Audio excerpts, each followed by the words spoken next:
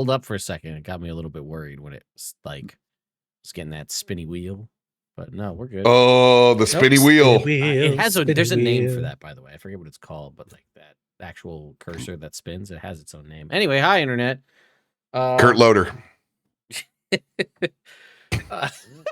Sorry. That was not wow. Sometimes the intrusive thoughts win. Yeah, I guess they do. I guess they do. Oh boy. Welcome, folks. To Phandelver and below, beyond Leyland edition / maybe Neverwinter. I don't know. We've been playing this game for 51 episodes at this point. We have long since left behind the standard content from the written book. And honestly, we deviated pretty heavily from what's in that book anyway.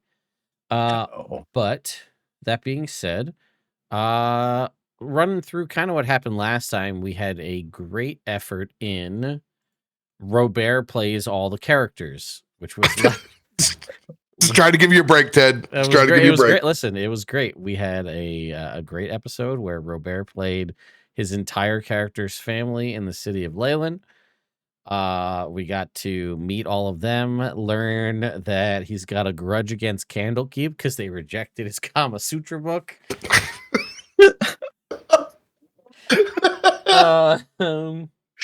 Amongst other things. Yeah. I don't really, all I remember is I just laughed a lot from last session, and I think that that's really kind of the general takeaway. But there were a handful of kind of threads to be pulled for story reasons. Several folks, I guess really just you, LB, have to want to go to Neverwinter, I believe, because I have to go to Neverwinter too. Do you? Okay. My job. Yeah, they called me. Oh, that's right. I gotta go to work. Yeah, that's right. They asked you to come back. I forgot about that. Yeah, because they'd asked you to call back in the office. And yeah, a couple weeks to go. Yeah. No longer working from home. Yeah. The return to the office initiative. Yeah. Everybody hates that. It's the worst. And there was also talks of going to some place that had, research materials to try to pull more information, and maybe to research the Fellblade, maybe to research the Persian Empire, some stuff that might be able to unveil some of the things that's going on with Gable and his patron, or lack thereof, at the moment. I think that pretty much hits everything that happened last time. We missing anything on that? No? I don't think so. Mm. So you will all wake up in the morning after a comfortable night of drinking and revelry in Bronson's hometown of Leyland. Is there anything you guys want to do before you set out on the road to head north to Neverwinter? It should be a relatively easy, it's a couple of days travel, but the high road literally connects the two cities, so you're not traveling or, gonna have to be heading off through the woods or anything, so it should be relatively simple.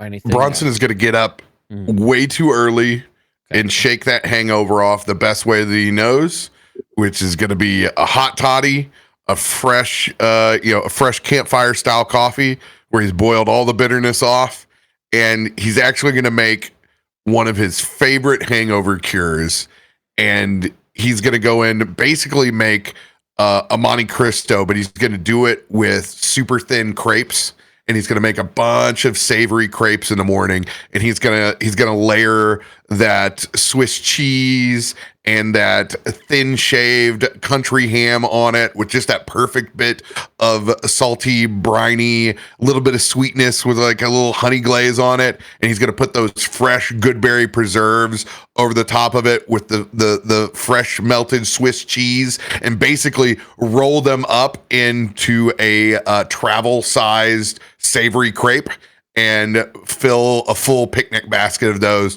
so that we can have a delicious treat as we go. And I'm going to bring the giant hoddle of coffee with me and be ready outside of everyone's rooms over at the good old Guild Hall of Shantae. All right. And I'm just going to make up like 2 pounds of bacon because there's no reason not to travel with 2 pounds of bacon. Yeah. You proud of yourself, Robert? You proud of yourself? I wasn't hungry when we started this game. What? I didn't need snacks or coffee or what have you. And then Monte Cristo crepe? Don't worry, I can't make them either right now. But I want one too. But I didn't even think about that as an option for food. Like, you son of a bitch. Every time. Oh, my head hurts. Oh, God, it hurts to laugh. It still hurts to laugh. Good morning. Morning, sunshine. Hello. How you feeling?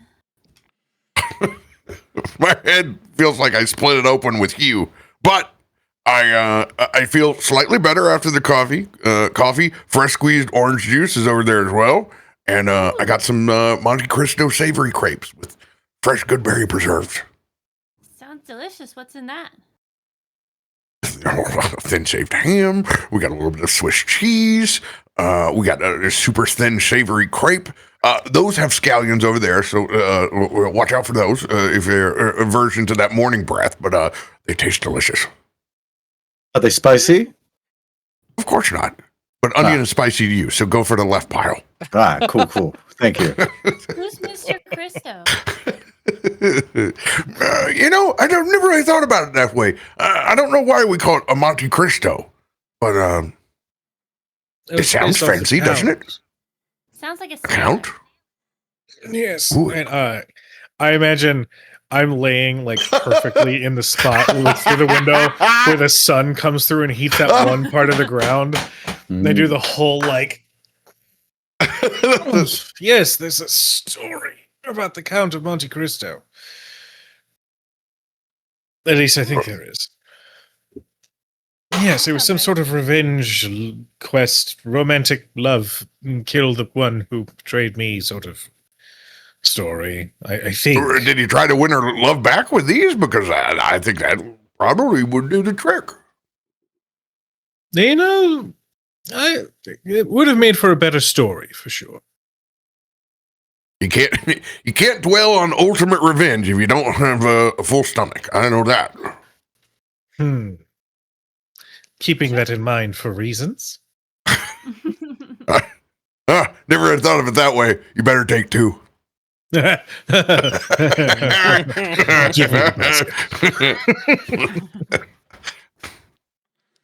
we've got an early start. Are you guys ready to go? Yeah, you know what? I am so excited to head to Luskin before we get to Neverwinter. I'm just ready to see it with a whole new set of eyes. When you go to the Far Realm, shit changes you. Sometimes you just want to see people happy for what they are. And, maybe I've been a little hard on Luskin all these years, and I need to see it through Bishop's eyes. That sounds like the selling point that the real estate agent had hit you with for your timeshare. It is still available if you're interested, Gable. I could... Gable, don't. Oh, no, I have willpower. I'll take care of lunch when we sit down and talk about it, but I gotta call my guy. That is a tempting offer-ish, but no, thank you. I'm more of a... Hey, if you change your mind, he gave me a stack of these business cards. Well, I'll just hold on to it for you, okay? No, thank you. I couldn't possibly carry anything else. I didn't want to over-encumber you with this card. Yes, if you were to give a numeric total to what I'm carrying versus what I can carry, I am 0.1 whatever away from absolutely not being able to move. I can tell.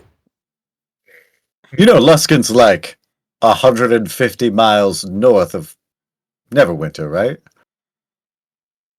No, it's just north of this, the old lighthouse inn. Why do they call it the Lighthouse Inn? I look Well, to the. I mean, that's kind of a silly question, Bishop. Okay. I mean, look at it. Hey, buddy, it's a lighthouse. Oh. yeah. I mean, what? No. Well, yeah, that powers the light. Yeah. And it just happens that you can run both the lighthouse to shine out for all the way over here because I'll tell you what, the sun never sets on Leyland. You can also it makes grain down in the bottom. Isn't that something? It sure is. And yep. But Clarence, let's go. Oh, now I can be the one to be paid attention to. That's a weird change. Okay. Oh, Clarence, your fur looks so nice. Oh, Clarence is such a good boy. He really is. He's all brushed out. I got him a nice crisp apple. They compliment me. Why don't you compliment me? I feel like I do regularly because you're excellent. That felt forced. I get on Clarence and we get going. I'm sorry you feel that way, buddy.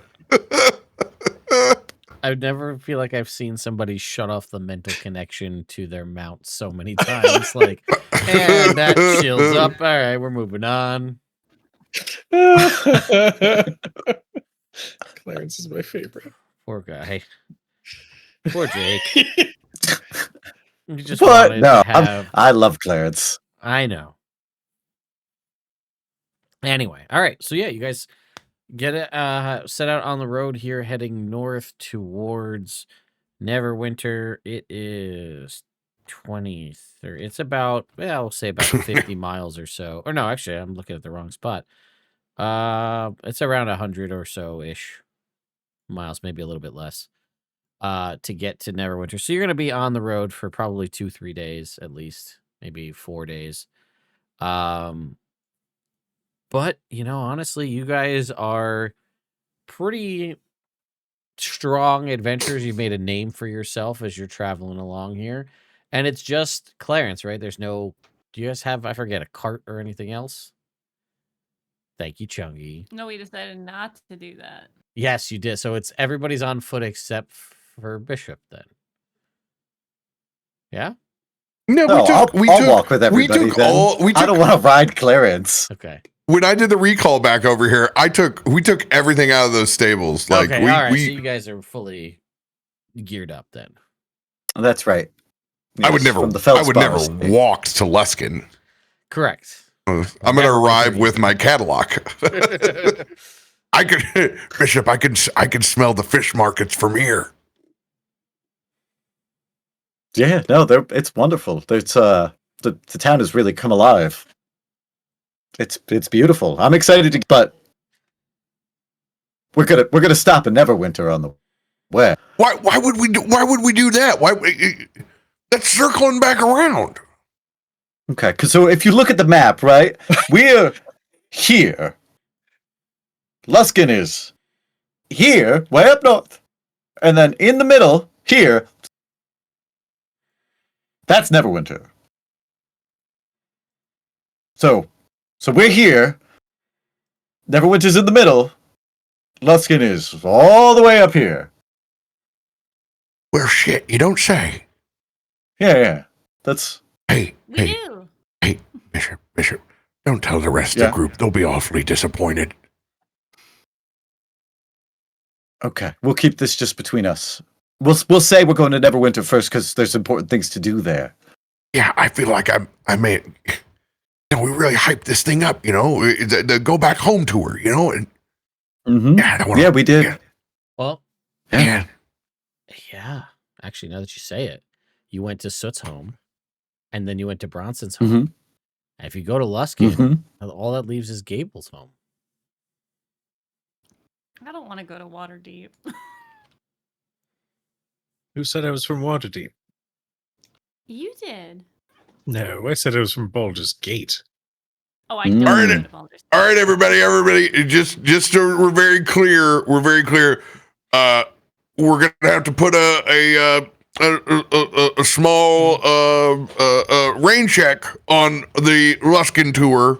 I may have been a little off geographically. It's not far away, but we're going to be hitting Neverwinter first. So I just want to set expectations. That's all. Mm-hmm. Thanks for the clarification. You're welcome. I'm, if nothing else, an amateur cartographer. Very much so. My Is Drew heart coming with us? is broken. Droop's got to be with us. Oh yeah, no, I'm here. Oh, sorry. It's all right. Droop, I'm so sorry. We With a 20 won't be passive, Luskin as perception. soon as we had hoped, apparently. Oh, it's okay. You know, I just find if I'm Damn it, I gotta put these in the mail. if I'm doing something, you know, I just kind of, if we just keep going, then it keeps my mind off of things. Right. You know, I just keep on. I feel keeping that. on, you know. Maybe you and Bishop should talk on the way. Oh, see, this is I think I get where you're coming from. One of these, like, oh, you should talk about the experience you had and like get over it together with like a, you know, psychology. I don't know that they're talking about it's gonna make it any better Okay. because it's a lot. If it's anything like what I had, if he had the same thing, I think it's kind of fun if you just stop thinking about it or try to not think about it. Because it's Terrible. just kind of like his eyes go glassy as he like stares off into the distance for a minute. Blah.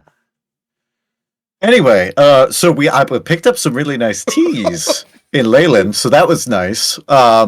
Maybe when we stop for lunch, we can try those out. Yeah. This one's like a I don't know. It's like a tea. It's a different type than the ones I've had before, so that's nice. Anyway, yeah, cool. It's one of those blooming ones. You know, you put it in the pot and it opens up. You know, Yeah. I wonder if Neverwinter still has it. There was a a drink that I had in my younger days. It was sort of a rite of passage. It's called Malort. Have any of you had this beverage? Well, Lord. Yes, I made that joke too. It's quite good. But yes, have anybody had it? No. What's it like? It is the sweetest and the most delicious liqueur that I've had in my recent years. We'll have to Can I find make it. Maybe they'll Can I make an insight check? Historically, no. Do it anyway. That's true. That is wildly accurate. But go ahead. 11. Well done, LB. Well done. I broke double digits That's actually the first time in a while. in a while. Well, I got a 12. Okay, I guess. I'm so excited to try it. That sounds right up my alley. It's quite good. Good. All right. You never cool. forget it. Excellent. You know, that's what I think the first place we stop at in Neverwinter was saying, hey, how about 5 shots of Malort? Yeah. Well, yes, I'll do a you know cheers. what? Yes. Yeah. It'll be great. Yeah. Maybe this tour is a friendship tour. We just get drunk at whatever tavern we find ourselves coming across and continue our journey from there. Yeah, Depending on I'm what in. time of day we get there. Well, I mean, yeah, that's fair. That's fair too. That's a good point. Mhm. All right. It's nice just to have like a couple days of just like hanging out and riding. That is Yeah. true. All It's right. very Peaceful. relaxing. Yeah, I mean, this first day with all these Monte Cristo crepes and 2 pounds of bacon and all this other nonsense. Don't make it worse. Oh no. I'm in full Aweem away because I remembered I do have a Thunderboar and I do have Pickles, my lemur, and Yeah, that's true. I've completed my Timon and Pumbaa quest. Yeah, that is true.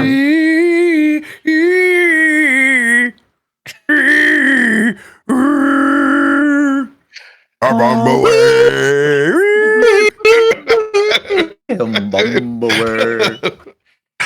Thank you for that non-copyright version of that song.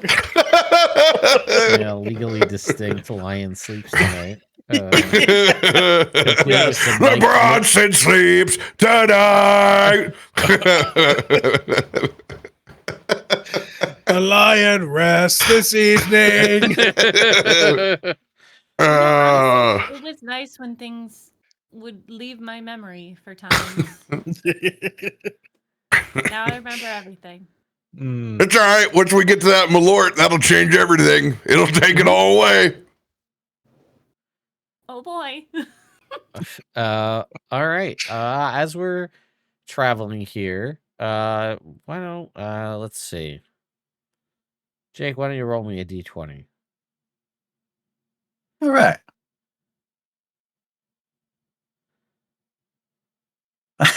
One. Oh my god! Fuck. Holy shit! You can't. Hey, look, I am reliable. It is impressive. Reliably, yeah. Reliably destitute. I love it. Okay, give me a percentile roll, please. Okay.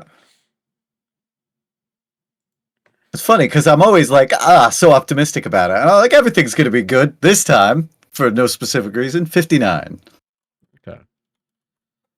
The gods shit on you because you still enjoy life despite the circumstances.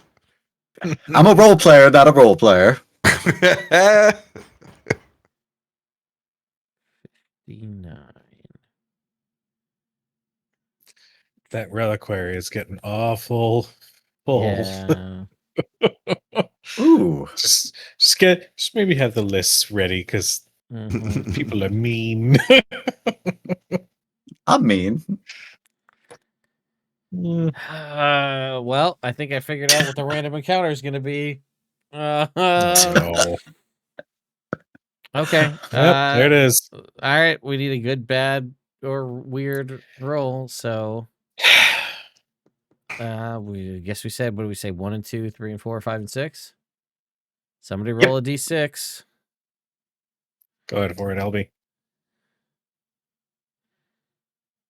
What? You're muted. 6. Ooh. Weird, then. Okay. The most weird. All right. Somebody roll me a percentile. Shall I? Sure. You Yeah. can. I heard, dude, the cackle of those dice just shiver up my spine. 38. Okay. Sorry, I got to get to the list, and it's taken. What it takes Forever. to get to the center of the reliquary. Oh. It takes two. Okay. Here we go. Don't worry, me and Gabe will be here all night. Tip your waitress, try the meal. You said 38, right? Abby? Okay. Your karaoke episode's gonna hit hard. Yep. So where is that Don't Neverwinter copyright karaoke strike us, spot? please. Yeah. Give me fuel, give me fire, give me that Charizard. I just did the montage of our characters in a karaoke room, and it's awesome. Oh, I didn't realize she was listening to some of that heavy shit. Wherever you are. I peg Bishop for that song. Yeah, absolutely. You'd peg Bishop to that song? Damn. You know what I meant. It's been With 1 week since we did the open. All right. So I'm just a girl.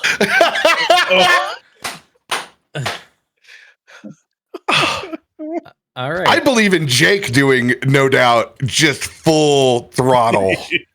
Always full throttle with karaoke. Yeah. Packs you. I'm in. I wish. Yeah, I mean, if we can get him to make Show it this up. time, then we'll be. Yeah. I'm coming. Yeah. Making an assessment. All right. So, All right. as you guys are traveling down the high road after about, we'll say, 6 hours worth of travel, a small kind of little, you guys make your way through. Actually, it's pretty much just open terrain here. So I'm gonna say, seemingly out of nowhere, a small little goblin-like creature hurls a bunch of mushrooms at all of you. They explode. You all breathe in all of these spores, and then it disappears in a poof of pink smoke. And what's really weird is, Oh no. Now it's a musical episode. That would be Karaoke now. That was on the list, but it's harder to do. Aruba, Jamaica. Ooh. All of you figure this out slowly over time, but Gable, I'd like to know what Clarence is thinking right now. If you could, for me. Okay. Okay, so they get to go to a karaoke night and I don't get to go because I'm a horse and that's mean and can't fit a horse in the karaoke bar, I guess. So all of you can hear this as you all for the next 4 hours understand all of the thoughts of all nearby animals. Oh no. What's the lemur thinking? Yeah, that's a great question too. What is the Thunderboar? What are Pickles thinking at this moment? Oh, no. Go ahead, Robert. I'll give you credit for those. Those are yours. Take it away. Pickles looks down at the good berry that he's been eating for I don't know, the last couple of hours, like slowly working on it. And then he kind of looks up at the horizon and there's like that kaleidoscope of colors. And he looks back down at the good berry and just he's just enjoying the buzz and the early morning camaraderie. And the thoughts are, I think this thing's fermenting. Oh no. And he's gonna go and reach in the bag and he's gonna start like squirrel hoarding and taking on extra good berries. He's gonna have like 3 as if he's about to juggle these things. But yeah, he's doubling down. The Thunderboar, he's got that wide stance. Mm-hmm. Things are gonna start to go a little meandery back and forth. Left foot, left foot, right foot. And yes, the boar thinks just like Bronson as a boar. Left foot, right foot. Oh shit. A weema wop. And he's gonna look up at Bronson like Booger Dog does, like, I don't know if everything's all right, buddy.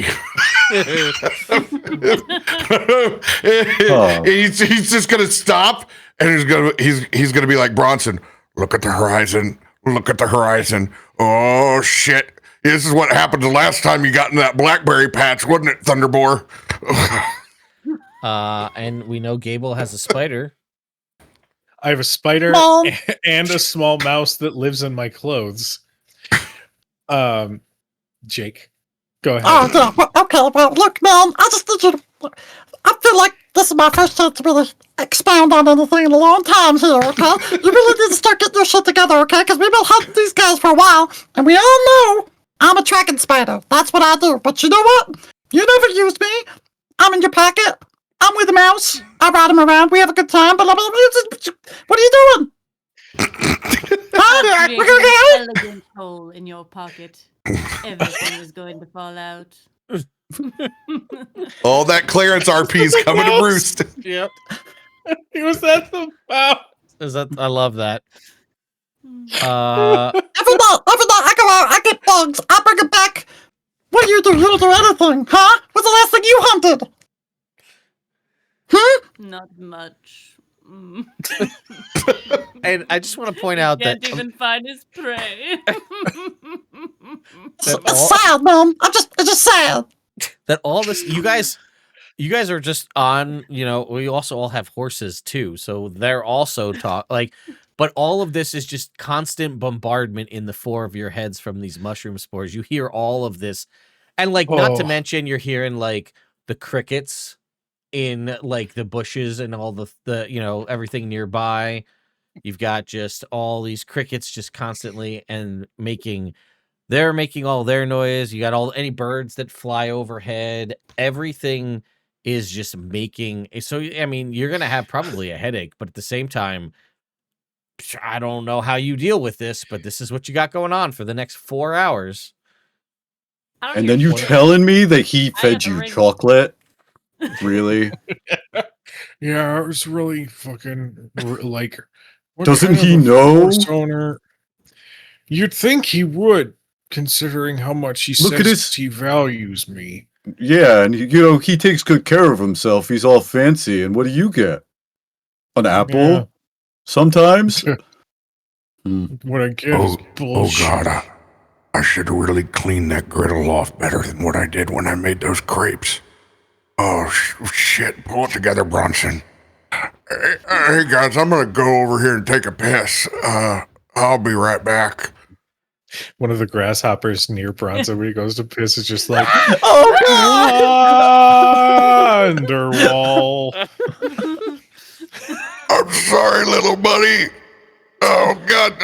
Wherever I aim. Oh, I can't stop. I'm in a lot of distress. Is everyone okay? Oh, do you have the ring? I forgot. Do you have the? I do. You have the ring of mind shielding. Oh no, that's amazing. Is everyone okay?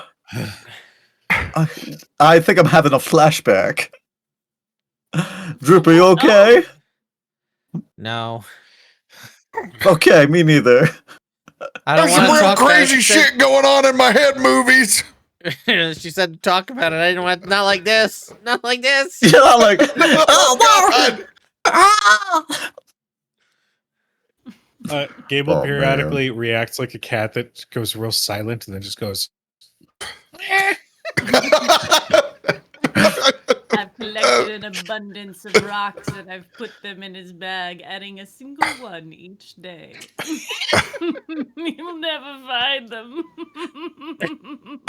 The mouse is my new favorite character. I'm Diabolical mouse is so funny.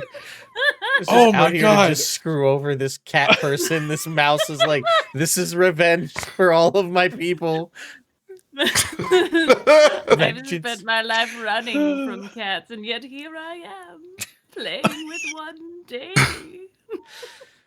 Man, you really gotta cut that out. Just kind of freaking me out, man.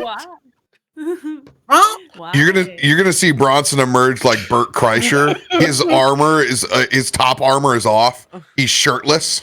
It's just so hot. It's so hot out here right now. Oh my God. Okay, did you guys did that affect you in some way? Did it not affect me because I'm what I am? Are you guys high? I don't know why, but I keep looking at Bronson like he's a scratching post, and I can't be judged too much for my next actions. Please take this layer of skin off. Whatever you do, it's crawling. Just take it off.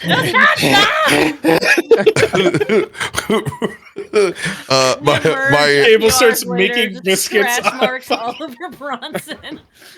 It depends if you can get through my chest air chainmail. We have stop braiding his shirt. I am determined. Take it off, Gable. Yeah, thank you. Oh God. Welcome to Soot is the mom don't now. At the moment. It's okay. Gable, put your paws away. It's okay. Hands away. Shh. I'm gonna start scratching you like between the nose.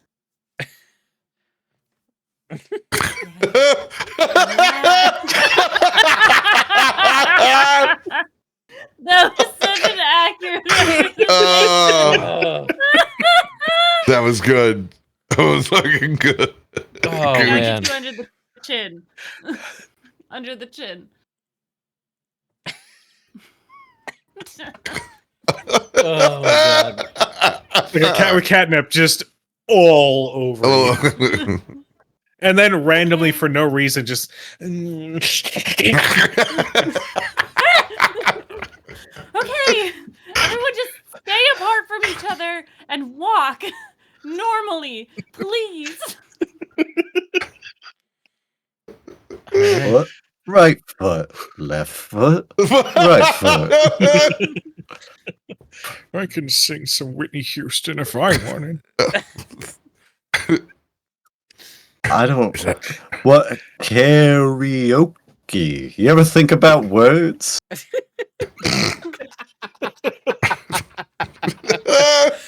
I think that wins the award for most high statement since this whole thing started. Think about words. You ever think about words? Yeah.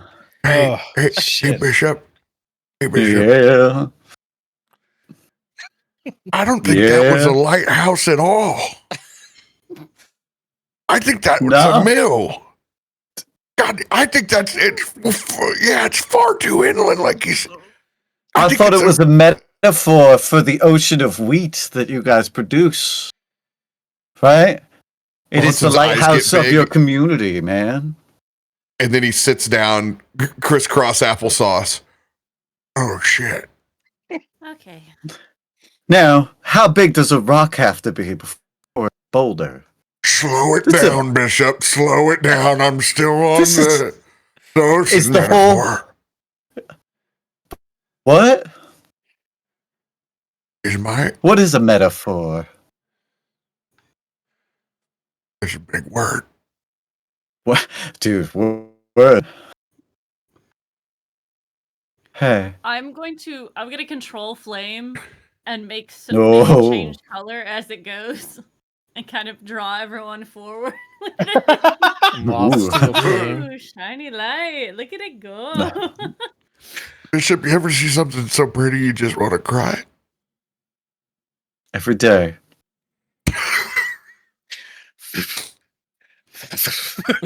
Okay, well, let's get the zoomy. Jesus, Oh, Lathander God. Christ. Oh God! Oh shit! Okay, you saw it too. Okay, all right. Okay. But he is still like reasonably following along with Soot, who's got this magical, ever-burning, multicolored flame. Oh, How many grasses do you think there are? Like individually? I don't know. What do you think, Pickles? He's now wearing Pickles as the hat, and Piggy Smalls, the Thunder Boar, is laying over on his side, and Bronson's just gently giving him a belly rub. Okay, why don't we take a break here? I think it's nap time. Is everyone feeling nice and tired? No. The sun's awful warm. I don't have. And I'm gonna lay on Piggy Smalls. Bronson's head's just gonna rise and sink off of the stomach. Why are you moving so fast? God, that is really impressive, Jake. Like, sorry to break the immersion, but damn. Yeah. Thanks. Weirdly enough, I think that Gable is the complete antithesis of his normal energy in that he is running, jumping, like leaping onto Bronson and then skittering away. Like, You know, I still think about that riddle in the Fall Realm a lot. That one Yeah. that guy told us. Yeah. Mhm. Fuck that riddle. Bronson has one moment of clarity before. I just like it. Like, it's got to have an answer, right? I'm not over it. But I'm in a better place. Good, buddy. Good. So, Wow. can you tell that Yeah? sleep paralysis demon to quit running back and forth? He's really harsh in my vibe. Okay. Okay. I'm gonna go in my bag. Mhm. I am going to pull out something. I'm gonna pull out. Oh, I'm that gonna pull out face. my brush. Okay. I was like reading all of my trinkets. I'm gonna pull out my brush that is never lacking of animal hair in it, and I'm gonna start brushing Gable Okay. to calm him down. Mm-hmm. Pleasant. Soft kitty, warm kitty, little ball of fur. I don't know the rest of this song. That's That's all I know. I'm going to realize my predicament and begin to realize I should probably cast a level of restoration on myself. Sure. However, I'm going to roll a d10 and see what spell I actually cast off of my cantrips. 1, 2, 3, 4, 5. I cast Spare the Dying on myself. Weirdly enough, when it's a bad high, it's honestly pretty solid. I don't get any less high, but I don't feel like my skin's crawling anymore. Yeah. And that's a win. Bronson is starting to think about diners, drive-ins, and dives, the Sword Coast edition, and how much he's really enjoyed these seaside diners, and it slowly begins to calm him. Kind of like we swim through the air. We're like the fish. We're like the crabs of the land, Bishop, scuttling Bishop, about in our little lives. this made me feel a lot better, and I will cast Spare the Dying on Bishop. All right. I feel a cold reprieve What from the is- realities of life. What is Gidget thinking right now? Oh, that is an excellent question. Yeah, there's obviously as part of it, but You make it sound like less enthusiastic Waluigi. yeah.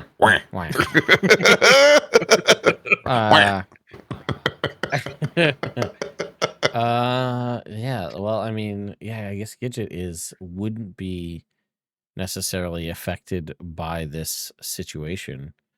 So, I guess Gidget's thoughts would just be something along the lines of, we were making such good progress, and then whatever the fuck this is.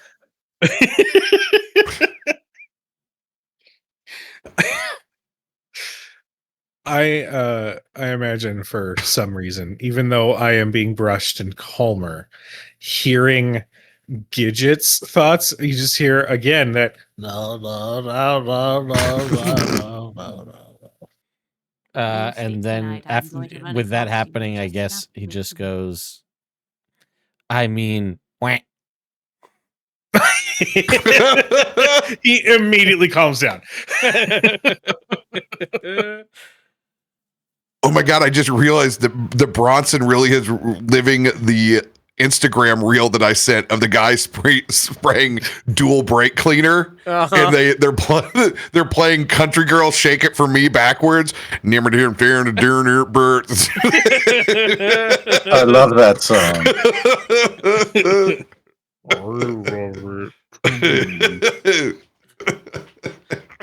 Sniffer tear and the burn deer up.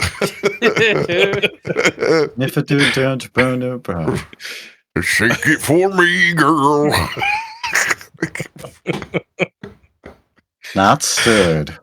I just realized that Bronson's a huge Blake Shelton fan too. Just now? Yeah, I just never really thought about it.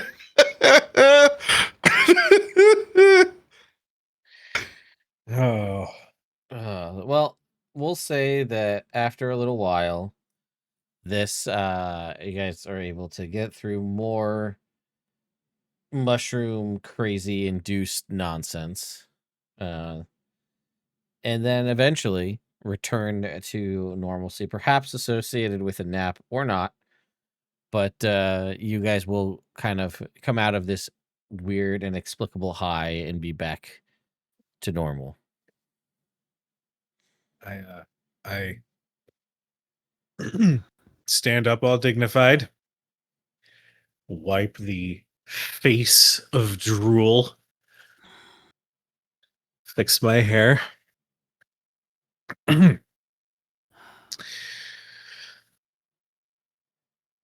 I apologize. Seem to have gotten a little much. Well, we could all just agree to never talk about this again. Yes, I'm fine with this. I think that'd be best. No, actually, I kind of feel like I need to get something on my chest. Guys, sometimes I think I just say shit and don't really think about it. And I'm just really confident, but a lot of times I'm just on the top of mountain stupid.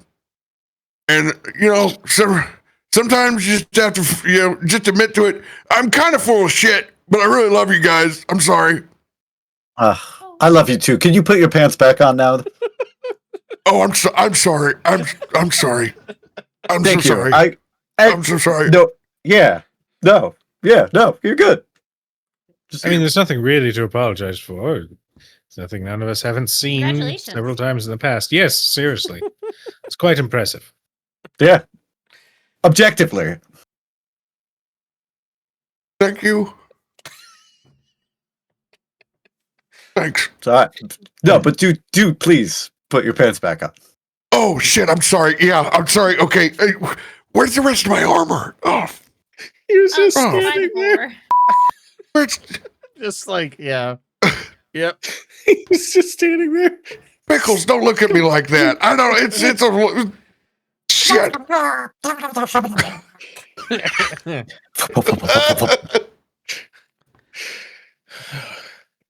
Bronson takes the next 45 minutes to put on his armor.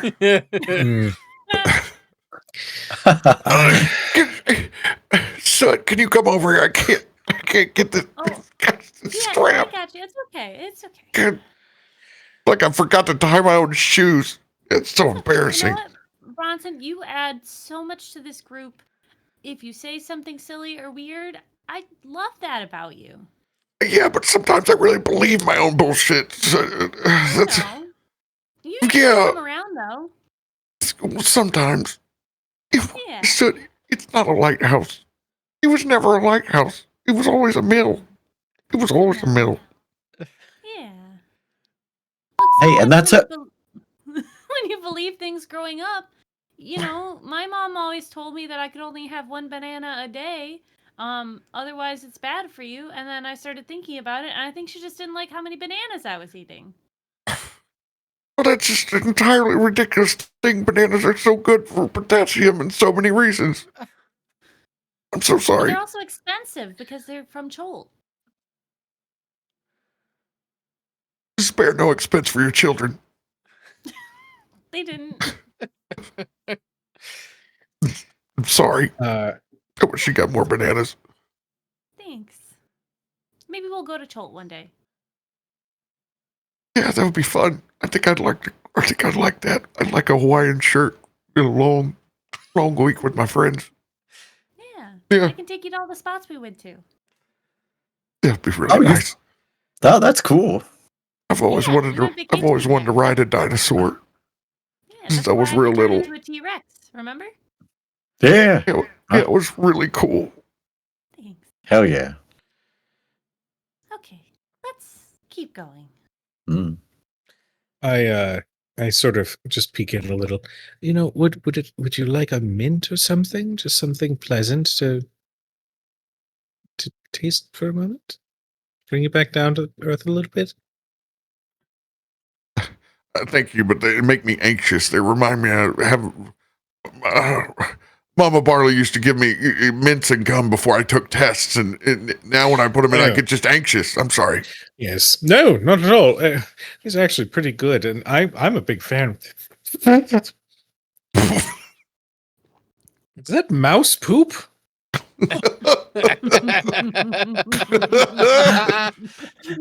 But it's a metal container. I just have got them. these in Leyland. I'm so excited about these. Do they sell me mouse poop? That's crazy, man. I think they might have. Look, it's full. There's no mints in there at all. That's a solid month's worth of droppings in this tin. Somehow So they're all actually- fresh. Well, some of them do look a little bit older, like they've been saved for some special occasion. Hmm. The mouse on Oh. your shoulder, standing with his hands Yeah. pushed together. Hey, Bishop. Hey, Bishop. Yeah.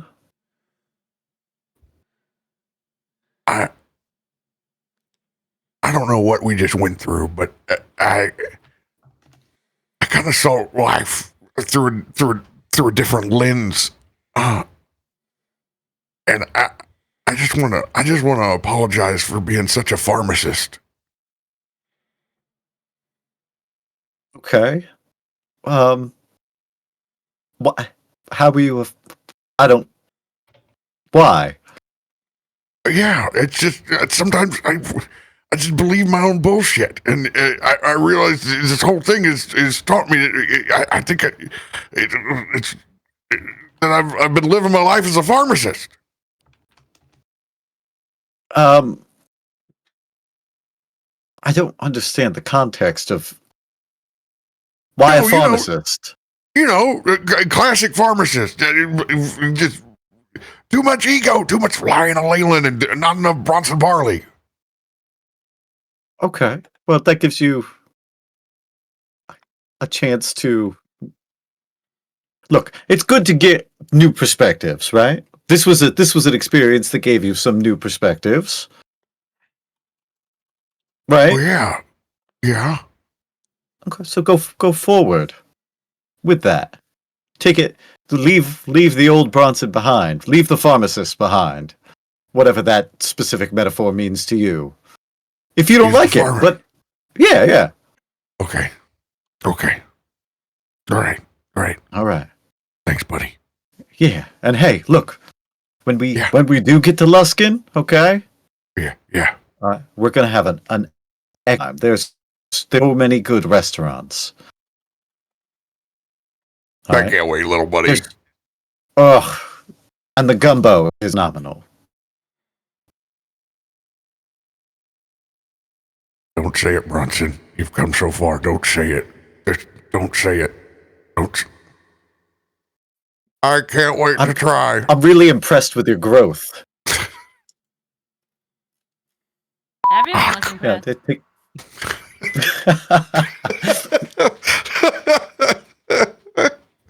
That's so good. It's such Thanks, hon. Anyway, Clarence, away. Oh, it's about time. I was just getting ready to take a nap myself, but apparently, no, we're gonna get on the road again.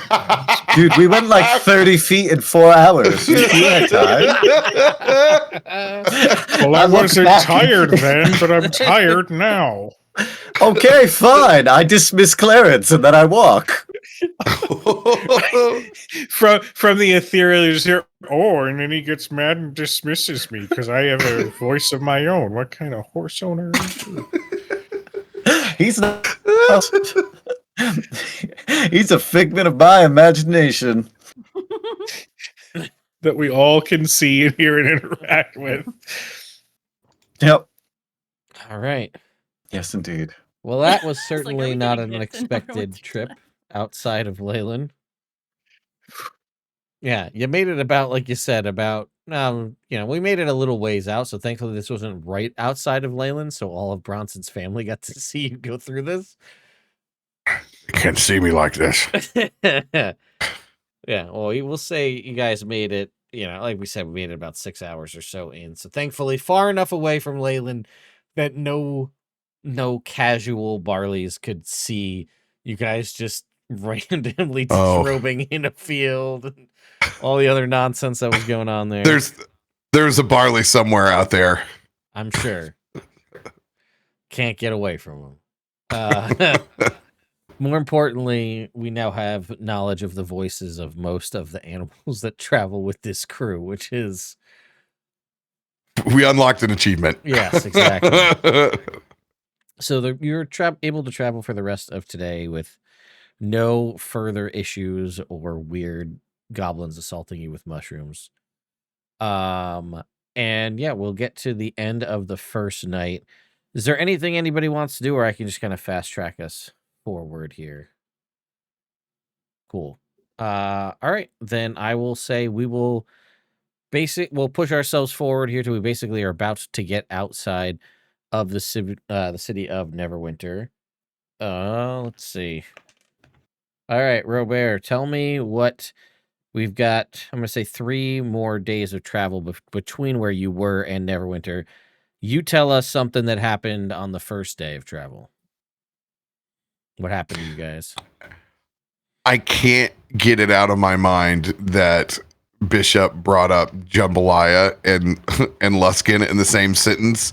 So I've had to work it out my own way. And instead of making jambalaya, I do a slightly opposite, and I gather enough materials, some fresh wild rice from the marshlands, and and make up some on the road jambalaya. It's kind of a mixture of jambalaya and pastelaya, whatever he's got laying around.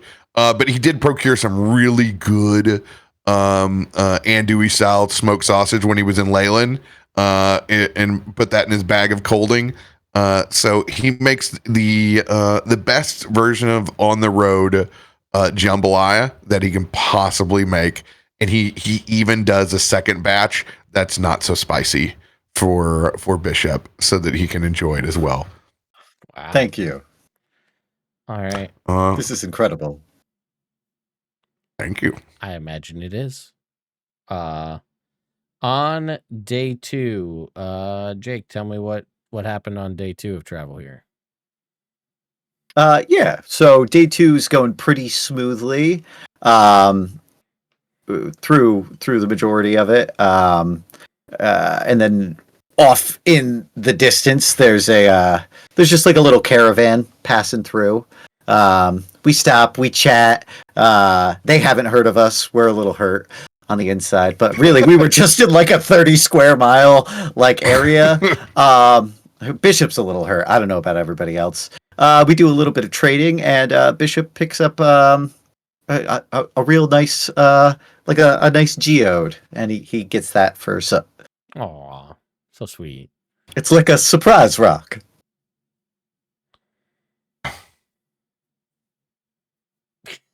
All right. And on day 3, sorry, Cujo, it just the dice picked. So LB, what happens on the last day before Neverwinter? I basically as T-posed we're- the whole way there. As we're How's he doing going- that? we He's not get even closer- walking. We get closer Uh-huh. to Neverwinter, and we Soot points off in the distance a large castle type a fortified city that is just outside, and she starts to regale everyone in the tale of Helm's Hold, the fortified city that is dedicated to the god Helm, and how it was vanquished of evil long ago when Neverwinter was young, and now the Helm's worshippers call it their home. And she tells the story in great vigor, and she uses spells to make things fanciful. All right. Hell yeah. So, Nice. you guys, it is the dawning of, I guess, the 5th day at this point as you are approaching Neverwinter. You could see it on the, off in the distance there. You'll take maybe an hour or two to get into the city. What is your plan on this day? I know everybody has places or things they're looking to do. Once you get into the city, what's the plan? Jake's going to work.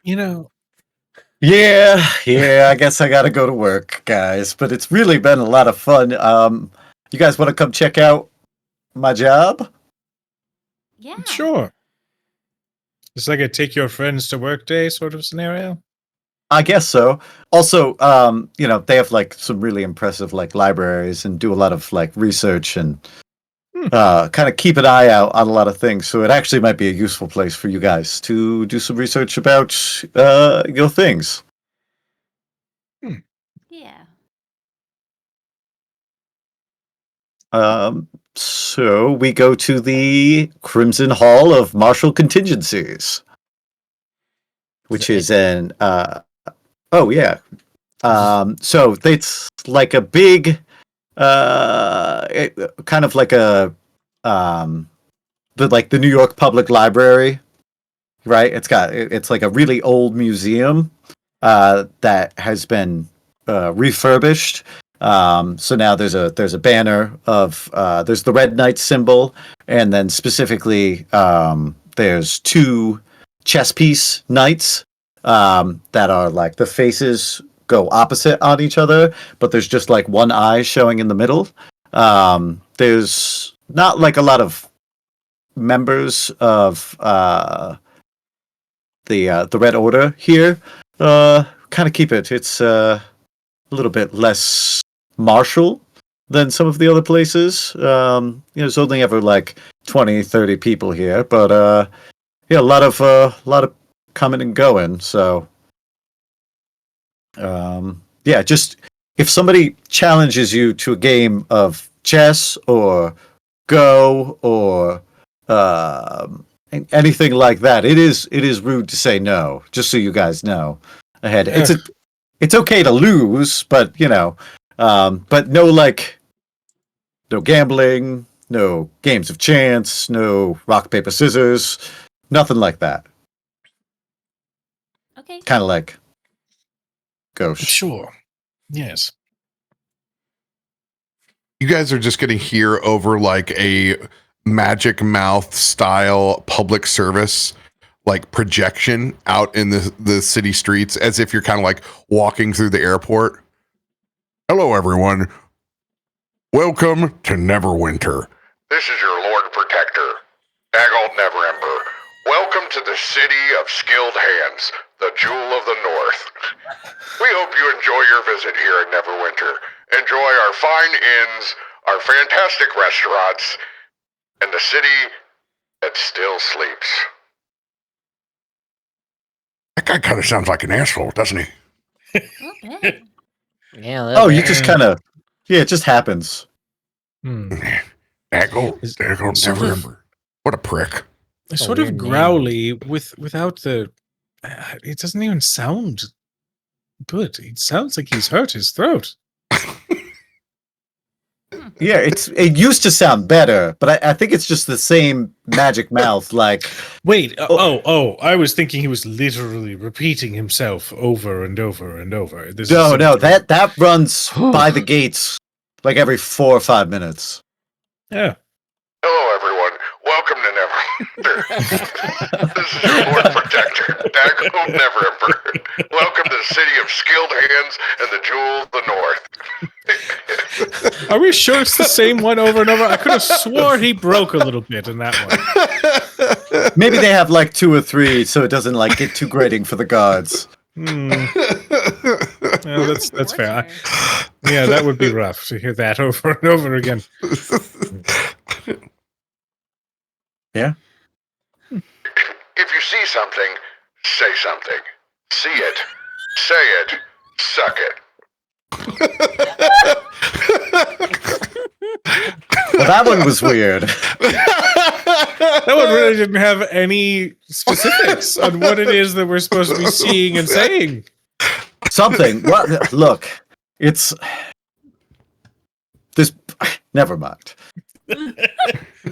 No, Neverwinter. Neverwinter, of course. Yes. Yeah. It's never been a better time to visit the botanical gardens of Neverwinter. This is your Lord Protector. Okay, that He's was up for- outside. He's up for re-election this year. Oh, do you think this is like a PR sort of situation? Trying to get on good graces by Yeah, reminding people of stuff in their own city? Yeah, there's going to be a vote for him one soon, I imagine. I don't know if there's anything I love more than shitting on Jack all the Oh. Holy shit. Well, Well, either way, we have your job, right? Yeah, absolutely. I mean, this is an opportunity. Obviously, you guys don't have to go with Bishop to his job and potential. We don't really know what's going to happen. He was requested to return to work several weeks ago, and didn't do so. So it could be. I was dead. Yeah, but they don't know any of that. Well, I've got to tell someone, I guess.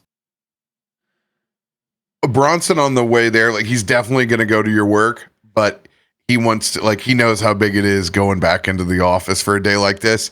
He's going to procure a giant basket of soft shell crabs with plenty of Old Fay seasoning, all over the top of them. So he's going to make sure that you have lunch for your big day. Thanks, buddy. This is way too spicy. Thank you. I bring a bag of steamed clam. Yep, this is how I want to smell going into work after showing up 3 weeks late with a bag of clams. That's the best way to go to work late. With food that you got on the way to work. I obviously also want to accompany Bishop with job day, but I want to do a little bit of social investigation. Okay. Maybe like see if there are any taverns or bars or whatnot that might, be able to give us a good lay of the land on a spot where we can gather as much information as possible. Maybe find out maybe if Reese and his dealings have made it their way up here, or if he's central to Baldur's Gate or whatnot. I don't know. Yeah, that's all. So you're going to go with Bishop first, but you want to do this. The question would be, how are you going to go about figuring this out? Like, because obviously I'm going to assume that your goal is to not be outwardly spoken that you're doing this, right? It's probably to get this information, but like, do you have contacts? Is there some way you can make this work without like, or a pseudonym or something? You know what I mean? Well, it's funny you should mention that because yeah. When we were at Soot's place, I came upon this wonderful fancy lute. And I always see a bard or a musician of some kind at these establishments, so maybe by doing a little bit of a performance, sort of overhear conversations, maybe interject a little bit every so often, maybe do a song about Baldur's Gate, who knows? Okay. Busking for information, I see. All right. Oh, yes. Well, Plus it's good to see you've embraced. Helps keep Dame my Agatha performance sharp. would be proud that you've embraced your nature as a bard. Yes. I will also use my second name because I went with what was my background? Charlatan, I think. And this is a session 1 of Gable choice that I made. His alter ego is named Paddington. That's right. That is right. Forgot about that. It's been a while since we've heard Paddington the that name Bard. Yeah. He's gonna like fluff up his fur a little bit with alter self, so he looks a little bit more portly, a little bit more like rosy cheeked, if you will, for a cat person. Make his eyes a little bit bigger, just so he looks very jolly and very easy and warm to possibly talk to. Okay. All right. So we can work on as many of these things. So it sounds like we've got our clams and our crabs and we've got our lunch and we're gonna go possibly receive a disciplinary summons. We're not really sure what's going on here. Mm-hmm. All right. So you make your way towards the hall. Again, familiar sights and sounds for you here. Neverwinter, while it is a major city, not too much changes here. It's ever since the eruption of Mount Hote now, things have kind of pretty much just been in. There's still areas of rebuilding and things, Protector's Enclave and whatnot, but you make your way into the hall. And Jake, why don't you describe to us what it looks like when we come inside these big set of red doors? What does it look like in here? Okay, so we walk in, right, and Mhm. immediately, you walk in, and then it's just a single room in front of you, right? There's big wooden benches on either side of it, and then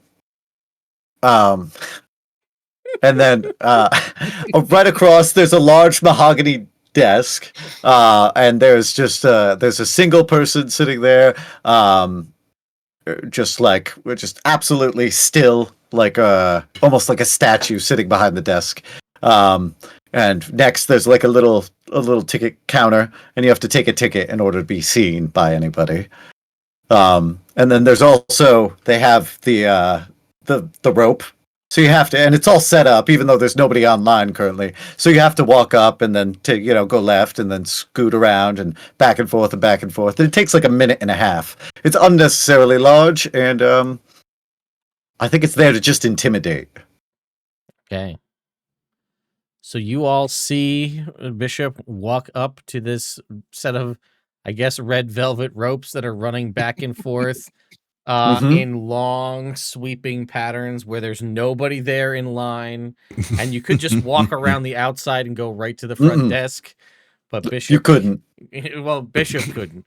As you watch him walk down and then back, and then the person at the desk not fazed by this at all, just watching him, back and forth. We're gonna say it's about it's 20 rows of this, and it's just you guys just see him walk back all the way up. Every time I turn, like, the floor is so clean, and there's like a little squeak from my boots. So it's just oh shit, just there. And you will make it up to the front desk, and there is we'll say that in front of you, on the desk, there's like a stack of neatly sorted paperwork kind of off to one side. There is someone sitting there behind the desk, and I'm going to say probably in front of them is a chessboard. I feel like that just makes sense. Yeah. And they are very intently staring at the chessboard. There's nobody, as you know, on the other side where you are. You're there now. The pieces are in various stages of play. Do you have proficiency in Dragon Chess Set by chance? No, I don't. I know you don't, but I thought maybe you did. No. I fumbled so hard getting through and getting into the order. Like, I'm like just the worst. All right, make me an intelligence check then, Jake. Sure. Dirty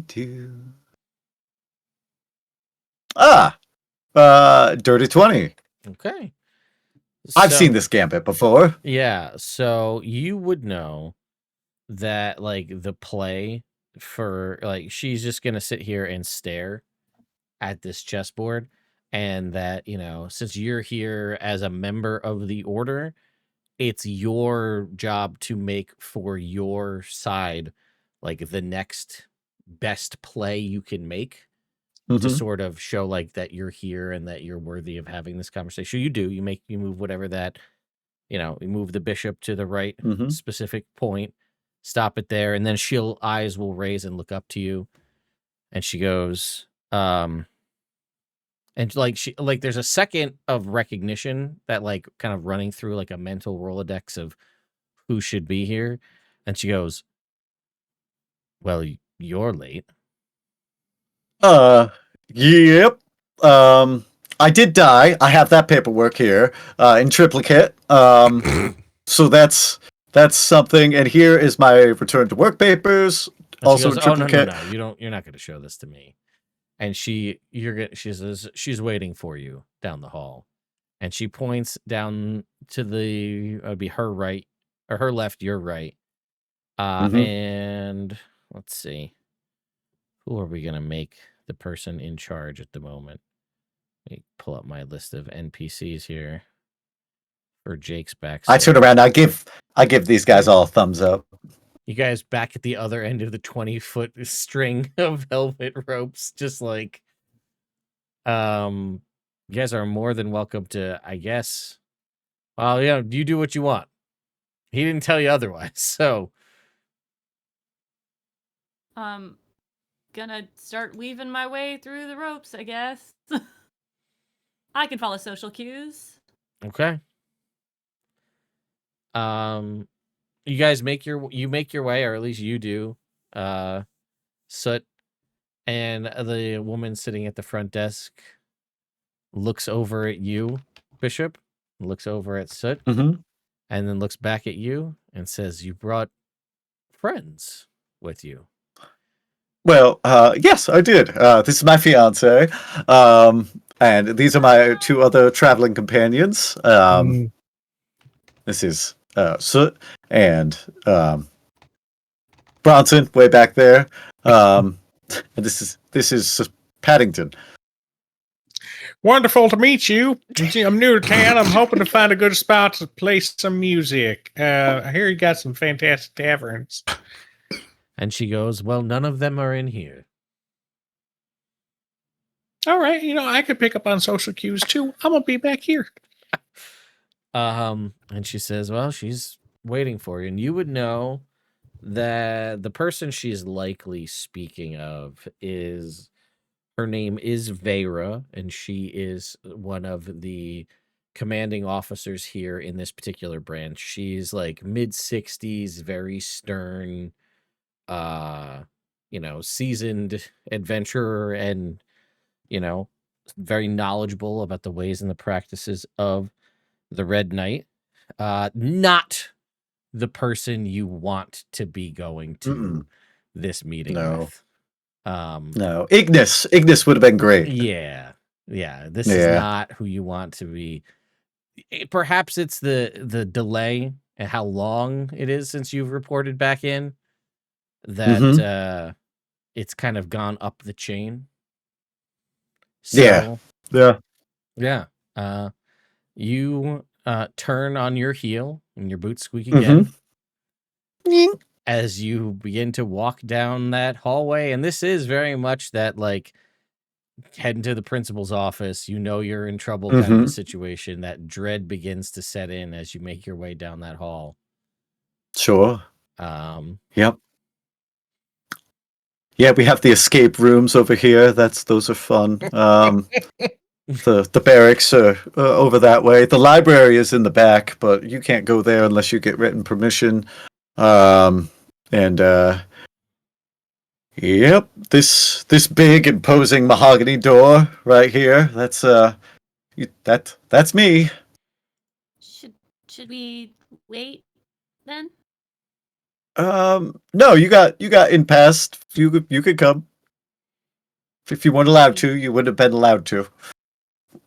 Do you want us to? No, you can come. As I say, holding my bag of clams. Okay. Your crabs, your soft shell crabs. My bag of soft shell crabs. It just, my eyes are watering because of the smell. It's just too spicy. It's just old face. It's just old faces. No, it's okay. I got it. You realize that it's very good that Bronson corrected you and reminded you, because if you walked in there and handed your superior officer a bag of soft shell crabs and said they were clams, you would have been in a real bad spot. In the knowledge and strategy base, if you're like, here's a bag of clams, Bishop, these are soft shell crabs. I'll just, here's my everything. I'm out. I knock on the door. Badge, Bishop, you're done. Sir, Paddington. I'm sorry, Paddington. Yeah.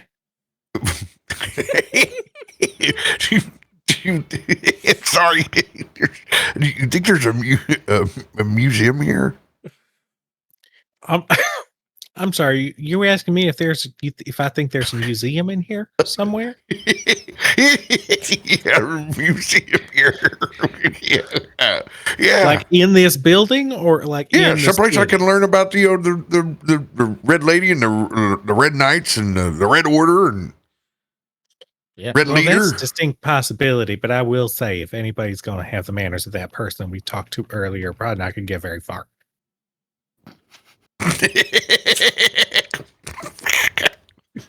Sure, This is my favorite is Bronson. This is 100% how I see this would be. Is you're really trying seriously with this covert persona, and like Bronson just cannot deal with any of it. It's just laughing. This is definitely gonna be like, hey, Gabe. I mean Paddington. Yeah, that's it. It's just, Thought you were a Appreciate if bear, it was but all just right. Paddington, not gay Paddington. 'Cause gay Paddington is a little insulting. Yeah, Bronson. There's a walking museum. Okay. It's down the other way. There's a required donation to go in though. Oh, it's no problem. Yeah, I'm gonna be down in the museum. Hey, kill it, little buddy. He's gonna be give you that overly aggressive, like. No. Okay. You got this. Yeah. And I'm gonna cast guidance on you. Oh, thank you. All right.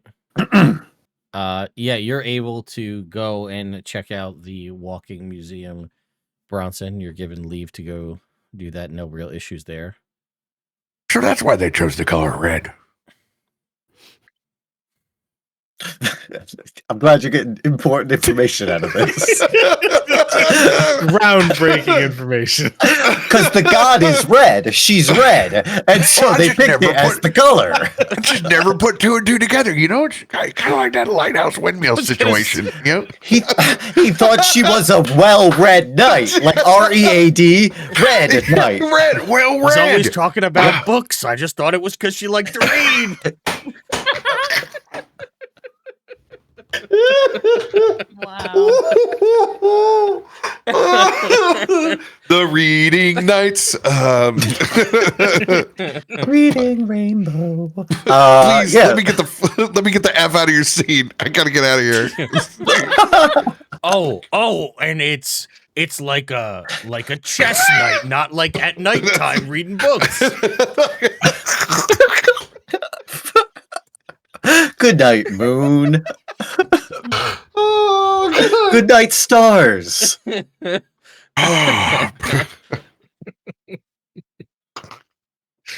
Oh, all right. Back to the more important, serious scene as you knock on the big mahogany door, waiting to see what's on the other side. You knock, and you just hear an enter from the other side. It already sounds like she's mad at you. Yeah. But that's kind of how she always sounds, so you're not sure. Yeah. You never can be sure. Yeah, I open the door. It's ominous, but there is no creak to it at all. It's like perfectly oiled, just so smooth. Like it's a huge door, but it's just so easy to open. I stand in front of her at parade rest, and I say, Sentinel Vera, Bishop Frisian, reporting for duty. And she's got like the tiny little like spectacle glasses on her nose that she's definitely looking down at you over top of, with this sort of derision down her nose as she looks. You can look around this room. So as you can see, there are all form of plans, maps, battle plans, ancient history stuff all around. And it's basic. There's very clearly a lot of analysis of ancient battles. There's multiple different strategy games and things set up. There's a big kind of war table that looks like a Faerun wide Risk game with all little pieces all over it. And she crosses her arms in front of you as she looks at you. And she says, Bishop, the Red Knight does not forgive squandered opportunities. Strategy waits for no one. You will account for your absence, or you'll be written out of the game board. Please present your case. Oh, yeah. So I pull out, first off, my paperwork. Put the clam or the soft shell crabs on the ground, or no, I have them in one hand as I'm like digging through my bag. She definitely is giving you like the people's eyebrow looking down at your thing of soft shell crabs under your arm. I didn't think that all the way through. So I pull out my paperwork. I've got like grease from the bottom of the bag on it. Mm-hmm. So anyway, here's my report on a thwarted incursion into the material plane from the Far Realm. The threat. So there's that. Here is my paperwork with all of the receipts from everything for accounts receivable. As you can see, a couple of incidentals there. But as we were able to stop a shard of an elder god, I hope that's acceptable. Oh, yes, I also died briefly. So I have the paperwork for that as well. In triplicate. We went. I was told I was allowed to take small jobs in the local area, which I did. I was escorting a delivery of mining equipment from Leyland to Phandelver. From there, we discovered that there was a portal underneath Phandelver, which led to the Far Realm, and that a group of Illithids were planning on restarting Illithanok, which would have converted 1 in every 7 people in the material plane to mind flayers and kill most of the others. I also have a report on a rediscovered bastion of the Brosian Empire in Wave Echo Cave, just to the northeast of Phandelver.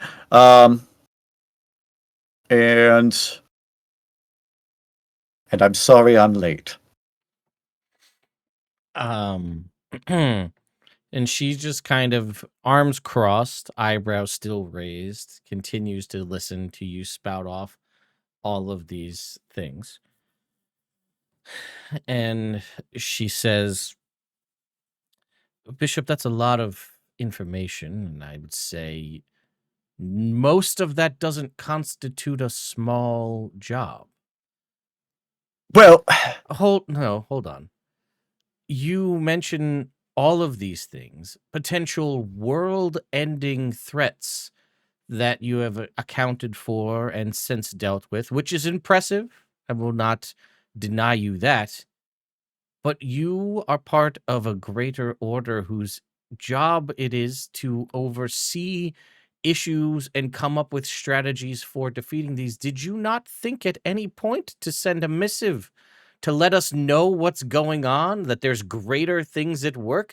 We could have assisted. We could have helped. And if you died, all of that knowledge dies with you. No one else would know. No one could do forward-thinking knowledge. More information can help. If your team fell, the realm would fall, and none of us would have been the wiser. That's not good strategy. Did you not receive my letter? I wrote it right before we delved into the Far Realm. Sent it out. Received no such letter here. Okay, very well. Then in that case, if it did not make it, then that does bode poorly. Although I would argue that an ounce of prevention is worth a pound of cure, and due to the extenuating circumstances to the people of Phandelver, which is written in my report. They were under the effects of the Far Realm and were being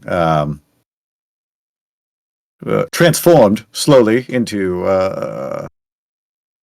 just horrific creatures. That I did not have time to make a formal report before delving Phandelver and below. The Shattered Obelisk. Are these The new adventure book by Wizards of I was the gonna say, No drink. are all your reports dated to the date, as best of your knowledge, the time of these events? Yes, of course. Although in the Far Realm itself, time is immaterial. Noted. Also, I brought back a riddle for everyone. And I show the riddle that guy gave us. And I was like, I have not been able to suss this out. So it's confusing.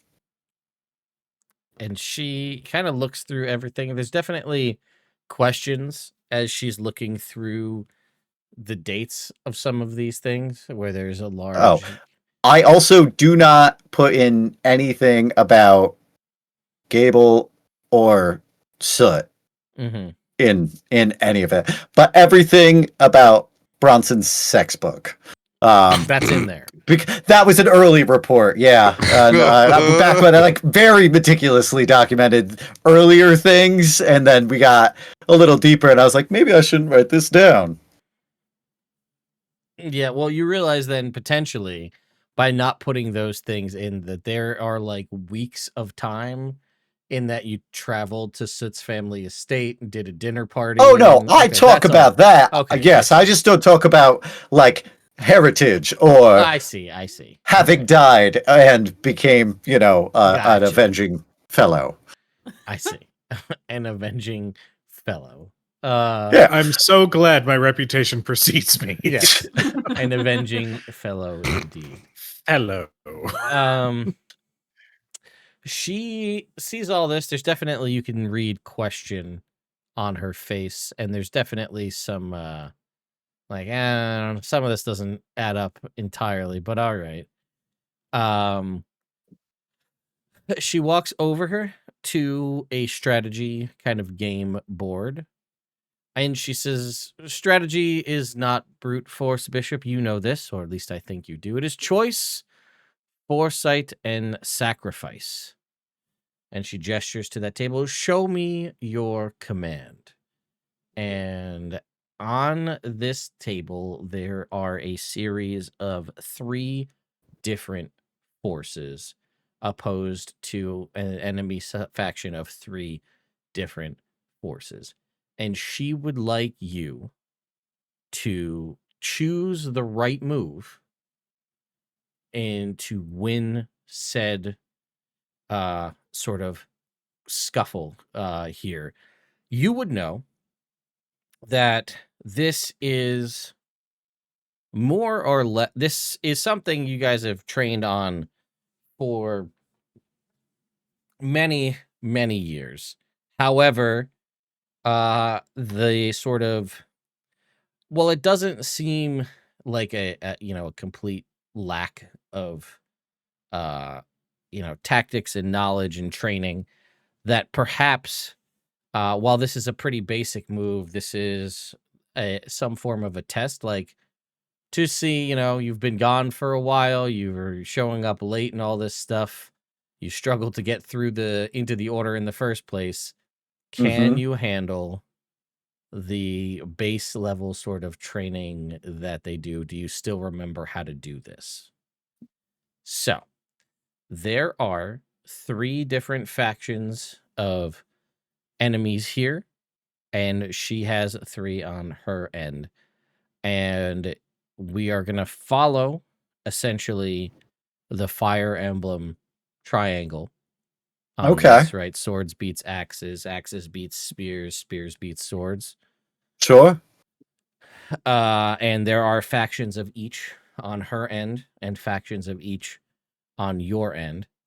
You will need, in a very similar to some extent, a Fire Emblem situation. You're not going to know which one she's going to pick, but your job is to look at what you know about yourself, about these forces, about her as a tactician, and what you know, and to choose in an almost rock, paper, scissor way what is the one that will beat the first one she will pick.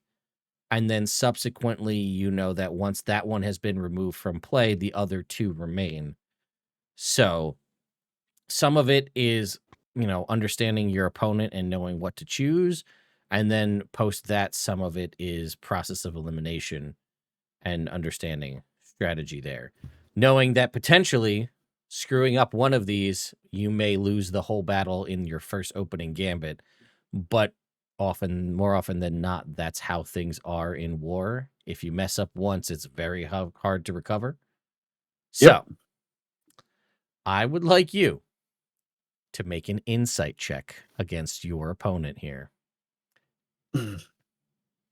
Okay. Well, we know what Soot read this scene immediately with a 30. Do I still have my guidance? You do. Okay. Okay. I'm just going to roll those together. I get a big +0 to my insight. I will say that this is specifically like Vera's best sort of game, and specifically the thing that I always lose at. Yep, and that's sort of kind of the plan here. Okay. I got a 15. Man, with the D4, huh? Yeah, 4. Big 4. That 4 coming in clutch. Now, I will say, LB, you natural 20 this insight check. You're not trained necessarily in the ways of strategy and things like this. You fought alongside Bishop all this time. You know how he works, and you know how his strengths, and you know his weaknesses as well at this point. With that roll, is there anything you want to try to do here? Because you can clearly read somehow this near uncrackable face that just was looking at your fiance with nothing but derision and a little kind of like, I can't believe we actually let you in here. Show me that you can handle this child's game. You can clearly see, even though she's not moved, you have an idea of what she's planning to pick as her first piece. How do you want to do anything? And do you want to, and how do you want to go about it? Because you also need to think about like the sensitivity of this situation. So like, obviously, if you guys had a constant up mental link where you could just talk without, you could just do that.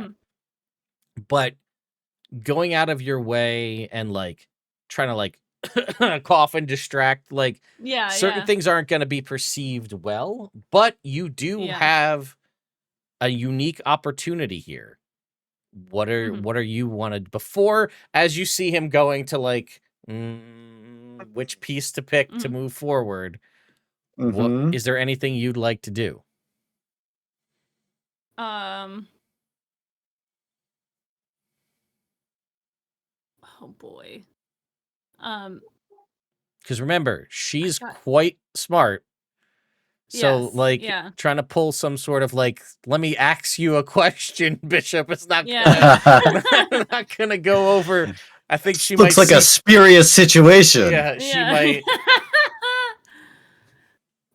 pull out the crossword. It's some sort of S word. I don't understand. 15 across is an S word. I don't know. I think 5 letters. I think as Bishop is like placing his hands on each one, like trying to decide, when he puts his hand on the correct one, she's going to like lean in and like rub his back and say, I haven't seen a board like this in a long time. Well, mine wasn't quite this large, but yeah, no, it's very fun game. Yeah, no, it's really impressive. You could set up a lot of minis on it. Like if you get like too many going, it could take like 3 or 4 hours to really settle everything. But this is kind of like the basic version of it. And she kind of, it's very exciting to watch you work, Bishop. And as he's like touching the right one, she's like kind of like taps his back a little bit. Okay, I'm gonna need you to make a sleight of hand check. Be subtle. Okay.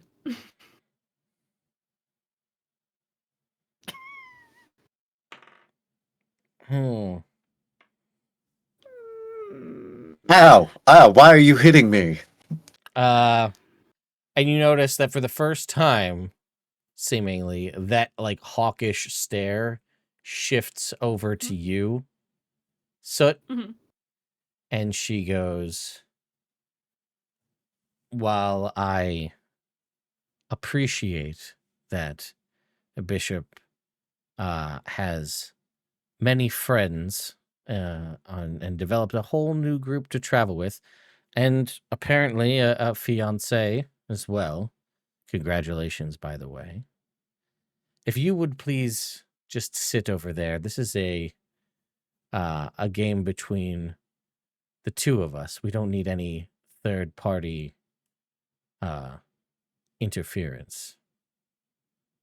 Well, if it's not too much for me to say, doesn't every strategist, every general have someone at their side to tell them the best information that they could have?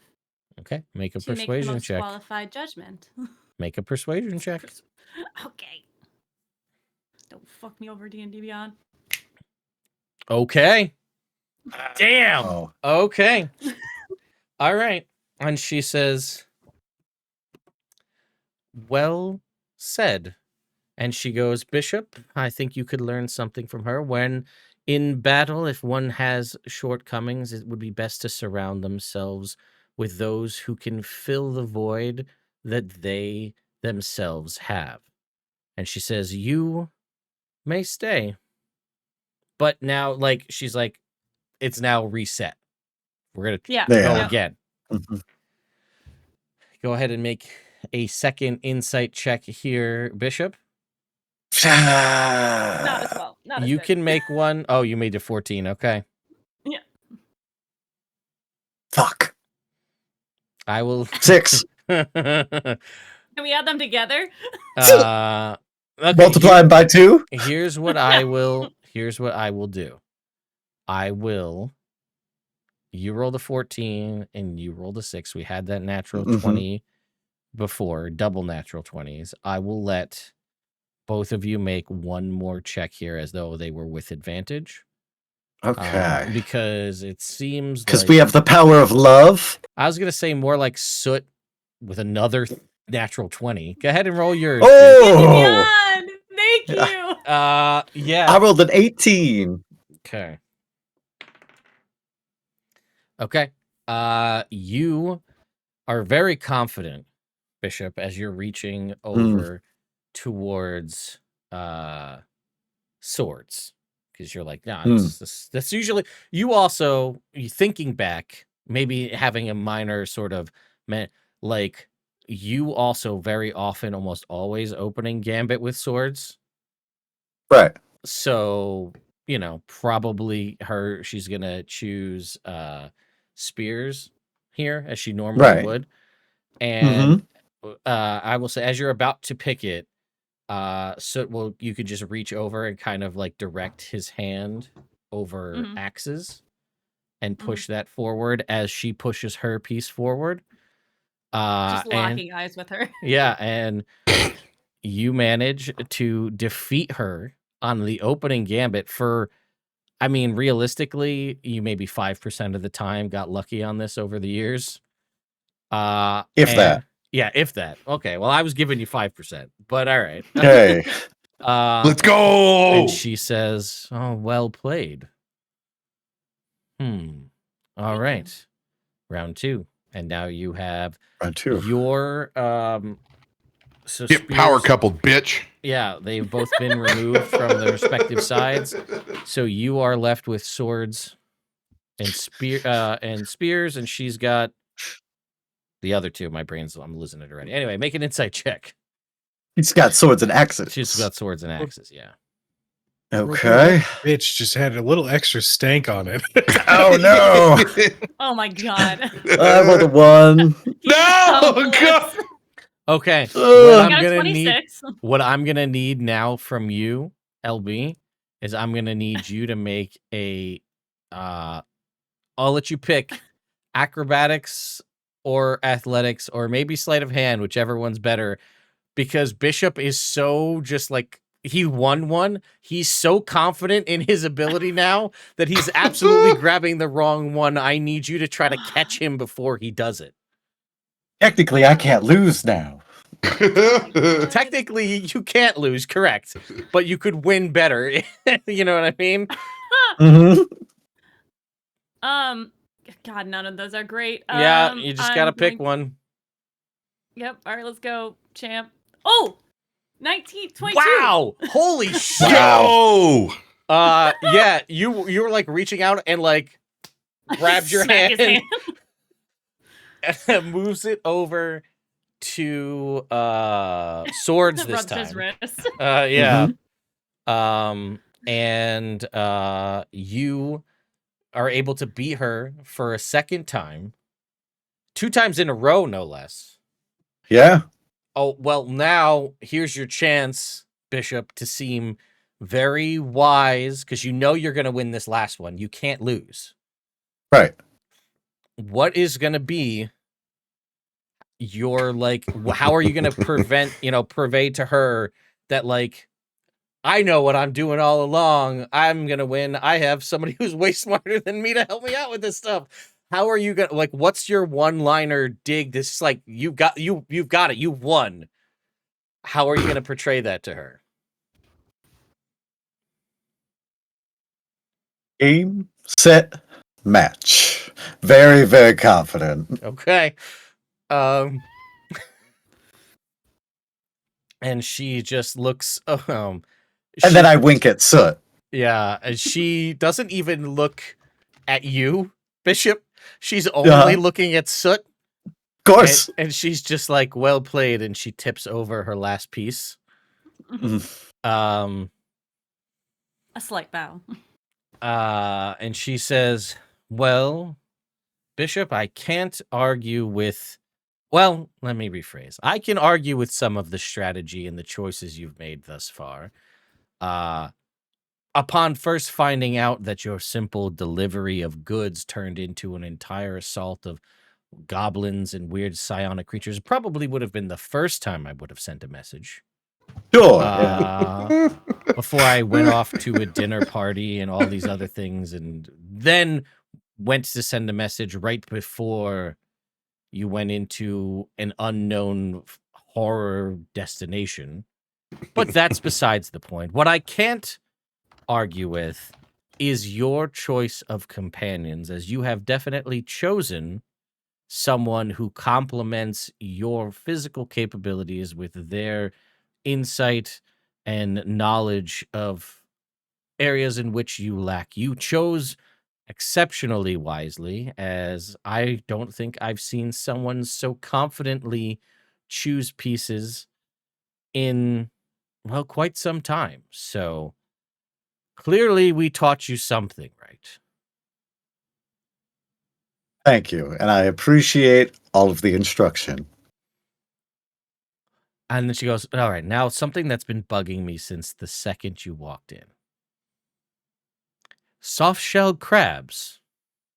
It's my lunch. It's been a long day of travel, and we wanted to come here right away. I was trying to get some work done, so I brought it in. I know we try not too much office. I was gonna have it out on the veranda.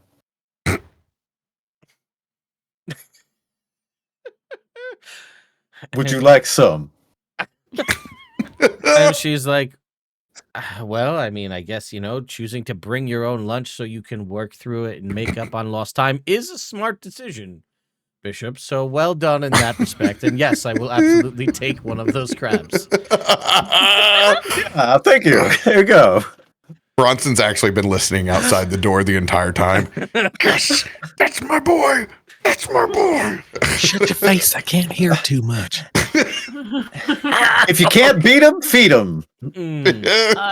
Oh, no, I did hear that fucking live, laugh, love saying. I don't need to hear anymore. There was a sign for it in last Leyland. Soot leans into Bishop's ear and says, should we ask her about your charge and the death?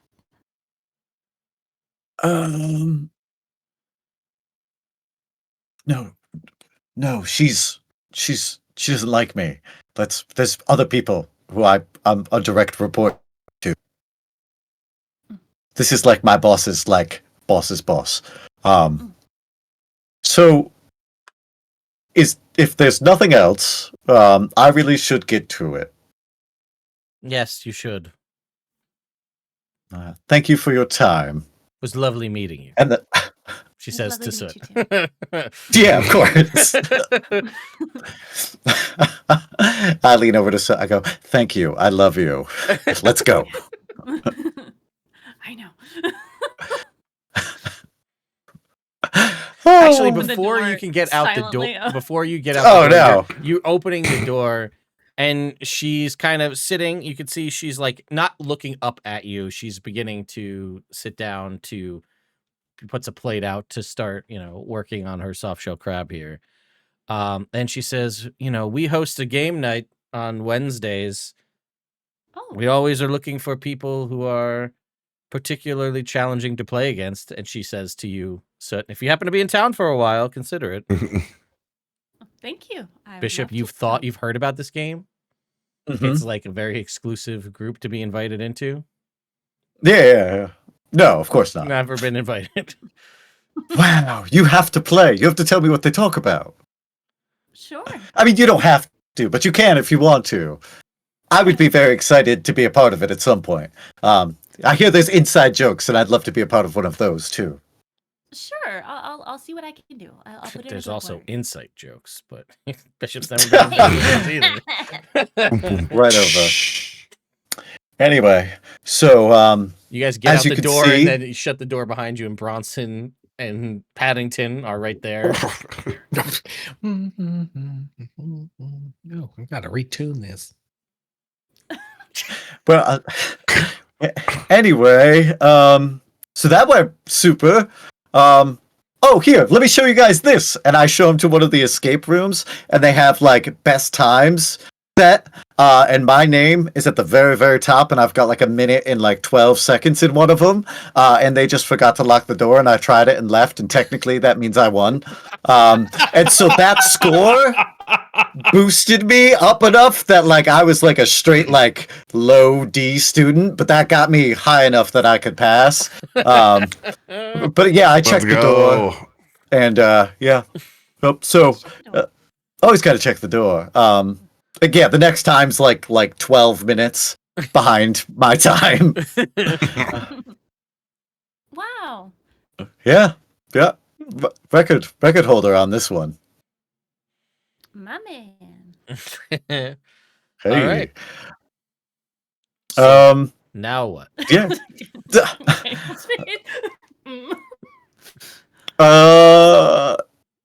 We should talk to somebody about what's going on with your situation. Yeah, absolutely. We should. I go back to reception. I say, hey, is Ignis in at all? Yeah, he's just in his office. Excellent. Thank you so much. And so we head. I tell her I love her blouse. Oh, she says, well, thank you. It's just like very plain and red, Mm-hmm. But so you yeah, get in good with the receptionist. You get in good. You got in with the higher up. Like, there's nobody better to be in with. Just saying, that doesn't mean you can't be nice to everybody. That's true. It's true. I'm just saying you have respect from the highest leader of this order right here. So The highest authority. yeah. Absolutely. Well, with triple natural 20s and a 19, it does pretty well. Thank you. Yeah. My 6 and my 1 were helpful, Ted? They tried, Jake. They tried their hardest like they always do. Hey, you got once you got double digits. Yeah. You know, you got a 15 Yeah, well, the in 18. there. Or was there there was an 18. Yeah, that's true. Mm-hmm. Twice you hit double digits on that. That's pretty good. Yeah, one of them had the +4 for guidance, but still, you know, it was a great job. Look, it's A win's a win. A win is a win. being a good investigator is about the friends you make along the way. Listen, right? Where would Sherlock Holmes be without Watson? Exactly. Probably still really good, but you know, it's besides Yeah. the point. It's just I'm Watson. That's all. Still really good without some of the distraction there. Yeah. Yeah. We just Yes, but yeah, anyway. What's Anyway. crazy done? exactly. Yeah. Exactly. So yeah, we'll go to Ignis's office. All right. Yeah, you a little less crazy and kind of authoritarian to Vader's office, but you're able to, you find him, he's in his office, he's reading a book behind his desk. He tells you guys to all, come in when you get to the door, and he goes, "Oh boy. She put you through it? Are you still in the order? Did she kick you out?" No, I'm in. I'm good. I won. I won the game. Was I it did. like, Yep. was it a coin flip this time? Like, what was it? No. See, Ignis, can I introduce you to Feldspar, my fiance? And he goes, "Oh," and he like drops the book, and he like gets up, and he comes over to shake your hand. He goes, "Oh, well, congratulations. That's new.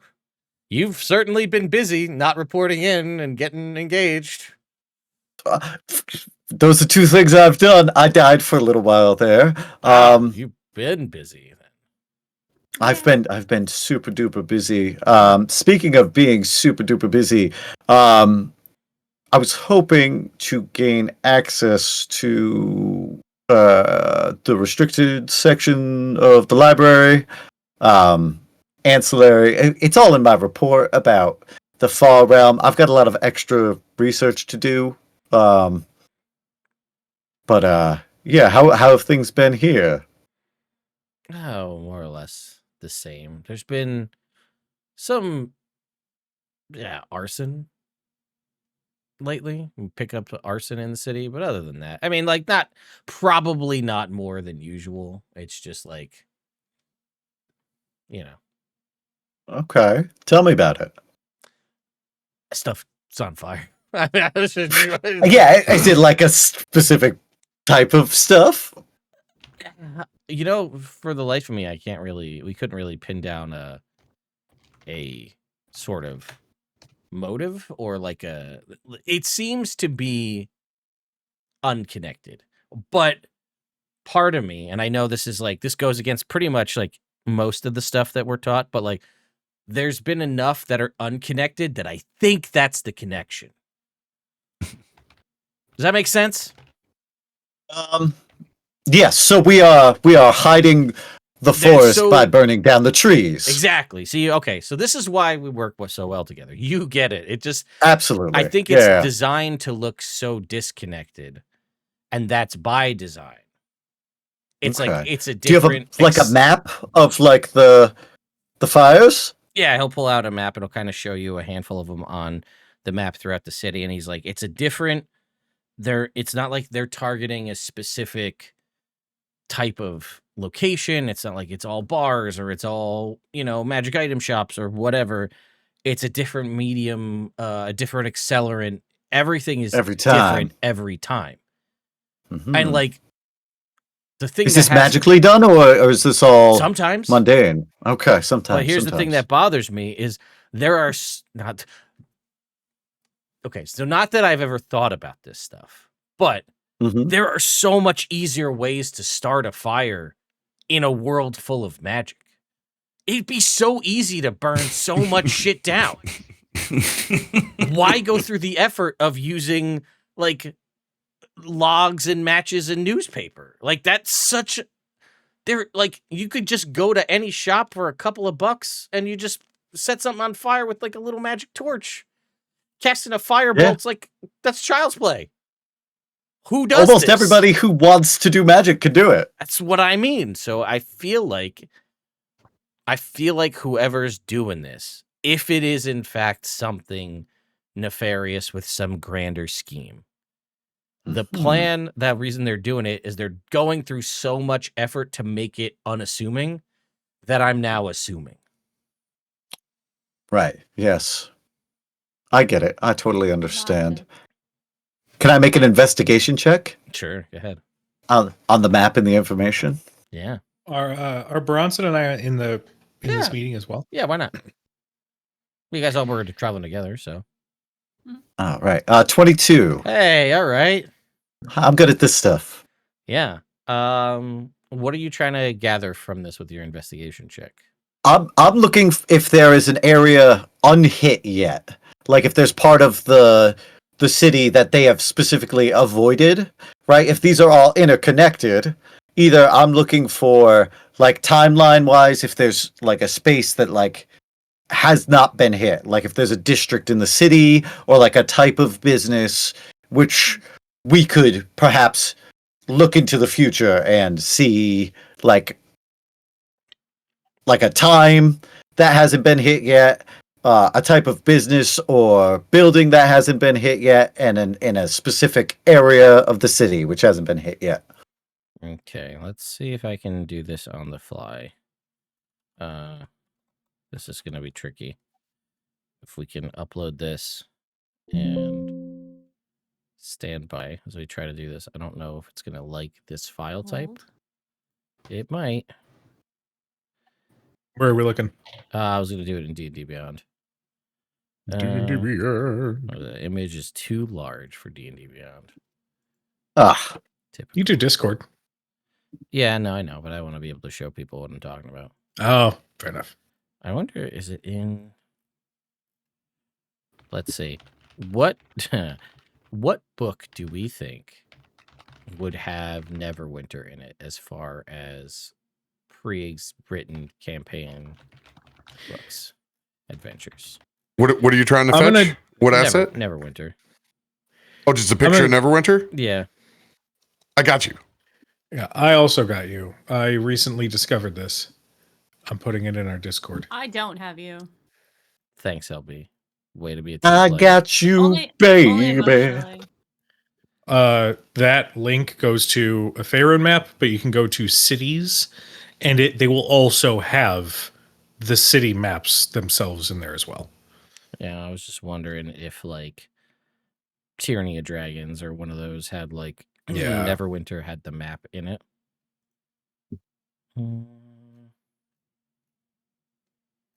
Yeah, I got like various areas, but no damn. You would think one of these adventures that they've done would have had Neverwinter in it. You know? Did the map that I posted up above, was it too large? It was too large. Oh, okay, it's because it's 4K. Yeah. 10 megabytes the maximum for D&D Beyond. Boom. All right, let's try that. Let's see. That's already got pins in it. Yep. That link, that interactive map is huge. Not only does it have just like points of interest, but there's an actual distance measuring tool. So if you're trying to go from Baldur's Gate to Elturel, you can measure how long that would actually take and how far and all that shit. The interactive maps are dope. Yup. Yeah, they're a game I changer should for have sure. done that. All right, let's try this. Okay, this one will work. Yeah, in their VTT, what a easy thing for them to have all the cities of the Sword Coast loaded up. I'm So sure simple. in some map and in some book, but not this book. All right. Let's see if we were to do. this and then do. Okay, there we go. Neverwinter.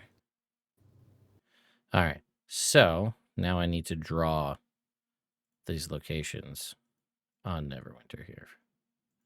Stand by while I pull up Standing the by. locations. Let's see. Draw. Do a large size circle. And we already have red pins, so guess we'll go with orange then. Shocker. All right. So Whoa. let's see. We'll go here. Oh boy, that's way too big. Holy shit. Erase Never that. pay full price for cold pizza. Oh, that's a big. They even have It's a big fire. map of Neverwinter. That's point one. That's fucking awesome. Okay, Let's sorry. see. We'll go with here. We'll go with. Let's see. That's basically the Never Death graveyard there. The other one's the chasm, which is just like a large kind of area where a whole bunch of shit fell in. I think that was during the Mount Hope. Now I think they actually opened the chasm to get the lava to flow into it, if I recall correctly. Cool. We've got here, which is just like a shop in Protector's Enclave. You've got probably here, which looks to be the House of Knowledge. That's Agma's sort of main temple. And we'll say that's it for right now. Okay. So, So all 4 south instances of arson. and all south of the river. Yes, correct. Okay. And would I know, like, is that like is there a demarcation and like specific things that happen like north of the river, like certain like class structure or, businesses? Are there more guards up north? Not overly, no. Protector's Enclave, right? Which is this whole, let's see, it's like this whole Black area. Lake is the old money, the hoity-toity. Yeah, Okay. That's like over here. Protector's Enclave is like in this region here. I think you guys can see that, right? Yeah, yep. I guess chat can't see that. Let's go ahead and how do I do that? We put this up here. That'll fix it. All right. You know Ooh, what's good real? Yeah, this right here is Protector's Enclave. That's like where a lion's share of adventurers of those types would normally be set up. But yeah, Black Lake's over here in the north. This is like the old style nobility here, but yeah, I don't know if that helps your investigation. Well, what's interesting is apparently one of these happened in the chasm, which is supposedly sealed off by some sort of magical word. Hi, I'm Paddington. I'm just a bard. Don't mind me. It's just kind of caught my eye, if you will. Just a bard. He's incredible. You should get him to play for you sometime. He won't unless you pay him, but otherwise. I do like my pay. You know what? Well, Let's add one more just to it won't really change too much, but just to we'll go ahead and put one right. It just happened. Yeah, just right now. Yeah, just down there. That's Question for you, Ted. Yeah. In your world, is the shard of the night or the shard of the moon still floating up above the river district? I'm gonna say we're not gonna mess with that shit. So no, we're not gonna deal with any of that. Oh, nonsense. hey, what's that floating up over there? That'll That add looks ominous. too much extra nonsense. I think the mushrooms are still. That's a Oh. great Coursing. way to just be like, well, these adventuring types are gonna want to figure out what the fuck that is. There goes the rest of my plan. That jump puzzle was solved many years ago, Bronson. Don't worry about it. Yeah, we got it. Here's a You plan. don't need- It's done. Goddamn invisible now- walls. If I Well, may this is- ask. Oh, go ahead, Soot. I'm I was so just gonna sorry. Well, this is fascinating. I think that the reason we're here is to determine what happened to the ward that Bishop was supposed to be testifying against. The one who has died. Oh, you mean Yes. yeah? She got murdered hard in her cell. It was a Yeah. I saw the reports and it's Not bad. I don't like they had to like if we didn't know that it was her, it would have been like dental record situation.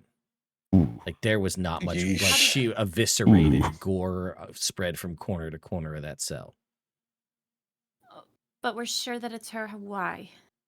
Well, the guards who saw her there in the cell and then they like went down the hall and then heard a scream and then came back and it was just like it's kind of like if somebody were to take best way I could describe it is if you were to take a fireball made out of swords and stuff it in her chest and then set it off and it just all over the walls. Yeah, somebody was not too thrilled and they really wanted to just make a statement. And the statement is dead Gloria. Yeah. She pissed Yikes. off somebody hard. It wasn't you, was it, Bishop? Me? No, I was dead. Yeah, well, you put in the report, and I know how all that went down originally. So, like, I could understand if, like, word that got out, like, you could be embarrassed, but like that would be extreme even for you. But I'm just, hey, man, I gotta ask. Like, you do have to. Oh, I did not. Right? If I see something, I gotta say something. That's what Daggle always says. We hear that all the time, and you know what? Honestly, I don't mind, and you're just doing your job. I mean, honestly, like sometimes with all the sneaky types we're always trying to track out, sometimes if you don't see something, say something. You know what I mean? Right? It's kind of like the opposite. This is Daggold Neverwinter. If you see something, Jesus. say something. See it. Lavanda Christ. Suck it. That's a new one. I don't know why he thought that's a good. I think he's trying to be hip with the kids to get the youth vote. Sounds like it. Mm-hmm. But they can't vote. They're the youth. Hey, Skibbity Riz. This is Daggold Neverember. Lord Protector of Neverwinter. I think he's drunk. Skibbity Riz. So, What a strange. I don't think he should be able to broadcast that inside buildings. I think that's unreasonable. the kids, they've kind of turned his name against him. He doesn't really know it because he, as you know, he doesn't really go out and see the people. He kind of just stays in Castle Never and does his own thing. But yeah, every time they heard it and they hear him trying his really poorly veiled attempts to connect with the youth, they've started saying, "Okay, Daggle," whenever somebody says something stupid and out of touch. Okay. Smart. I like it. I've really got Ujo on that one. So fucking good. That's amazing. Yep. If I may, sorry to kind of fixate on these little fire situations here. Has there been any sort of like a call sign almost? Like, you always find like this one thing after every single time one of these fires breaks out, sort of like a calling card?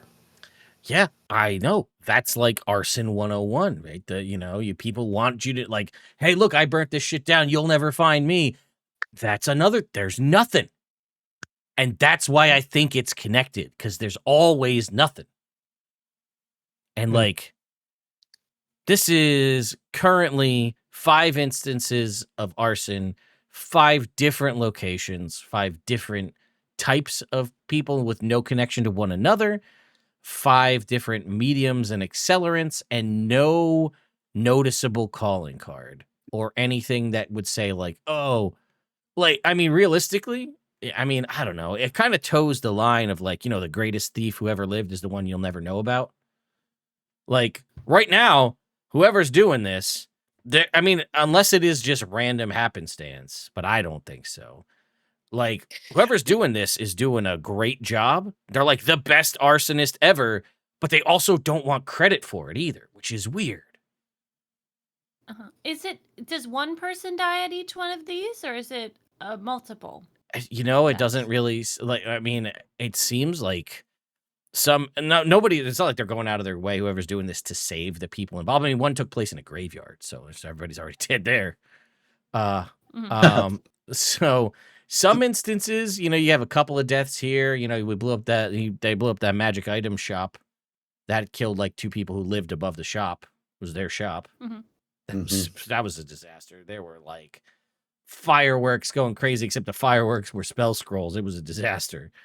But it's not somebody died at each one. No, some of these nobody not necessarily. died. In the graveyard, nobody was dead. Well, everybody in the graveyard is dead, but you know what I mean. Yeah, we do. We get it. Okay. Hey, I think there's going to be a festival soon. As Bronson pulls down a flyer of shield meat. It's midsummer. Hey. Oh, I'm sorry. Sit down because he knows you're working. You would know that several priests died you'd have the docket. Probably about like we'll say like 15 ended up dying at the House of Knowledge when it went up, because it went up wholly, completely, like the whole thing went up. And that's the other thing too, is he'll tell you that too. And like looking at it, some of these things went up like real quick.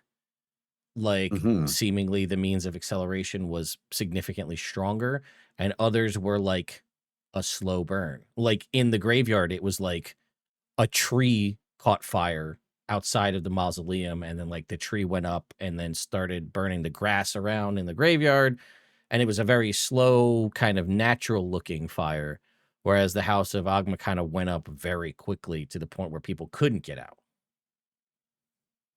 Obviously, no witnesses. None. It's like a From Dusk Till Dawn situation. Nobody saw anybody come in. There was no, and any of the places where people were around or lived nearby or survived the situation, nobody saw any like figures, like shady figures scoping out the place or staking the joint or any of that. So can't really make any sense of what's causing all of these fires. But yeah, I don't know.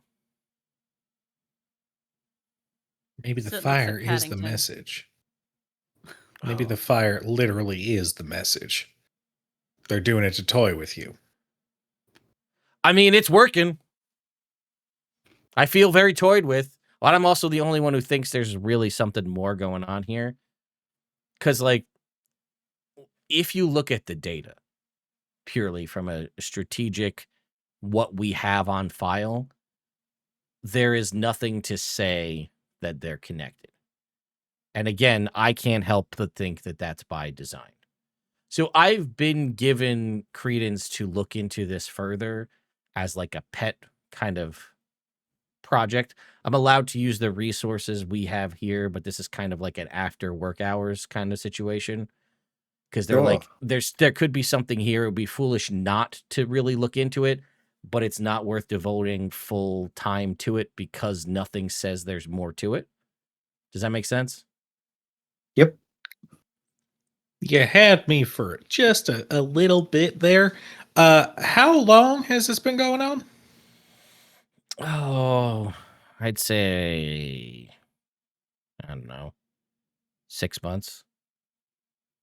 And that's the thing, right? It's not like this always happens on a Tuesday, like it's all different times a day. And there's not. When was like the last one? Oh, last one was probably 2 weeks ago. 10 days ago. Ted. Yes. Timeline wise. 2 10-day ago, we were probably either just leaving Phandelver from the Far Realm to get to Soot's. Am I correct in that? Yeah, right around there. Sounds about right.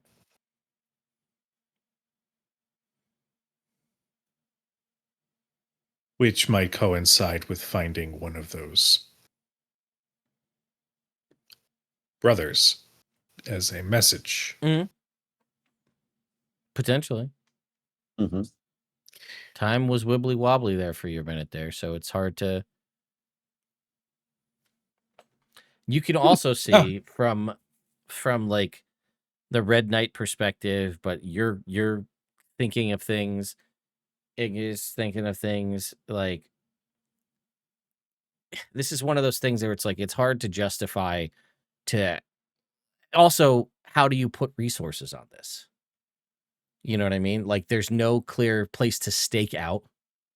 You know, there's no seemingly motive for this. If they were targeting somebody, you could set up a stakeout, but you can't just devote all of your resources outside of just like constant patrols of everywhere looking for something.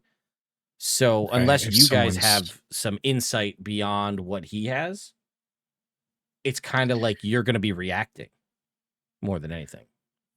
You know what this is given? This is given that someone's bored.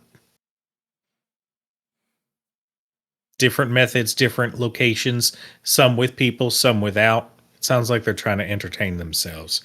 And I think they are because it got you all in a bit of a tizzy. So I'm just curious. I'm fascinated by these true crime things. I actually listened to a true crime podcast on the way up here. Man, it's so good. Although the ad breaks have been like very, and I don't want to have to shell out for the 10 gold a month, but you know, these ads are just the worst. They just keep going. Yeah, I mean, they got to make money somehow, right? That's a fair point. Anyway, feels like a time to throw an ad on the stream. These ads are just the worst. Get Battlefield 7 open beta. Are you ready for your best night of sleep with Helix Sleep? Having problems with Hey everybody, this is Daggone Neverwinter. Make sure to set your Harptos calendars ahead this year, as it's our 4-year leap to Shield Meet. That is the best bit. I was gonna say this is the best thing you've ever done. It's the bit that keeps giving. It's so funny.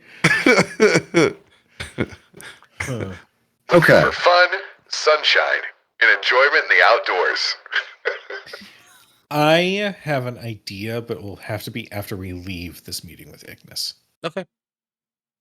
Okay. I don't have an idea, but that's okay.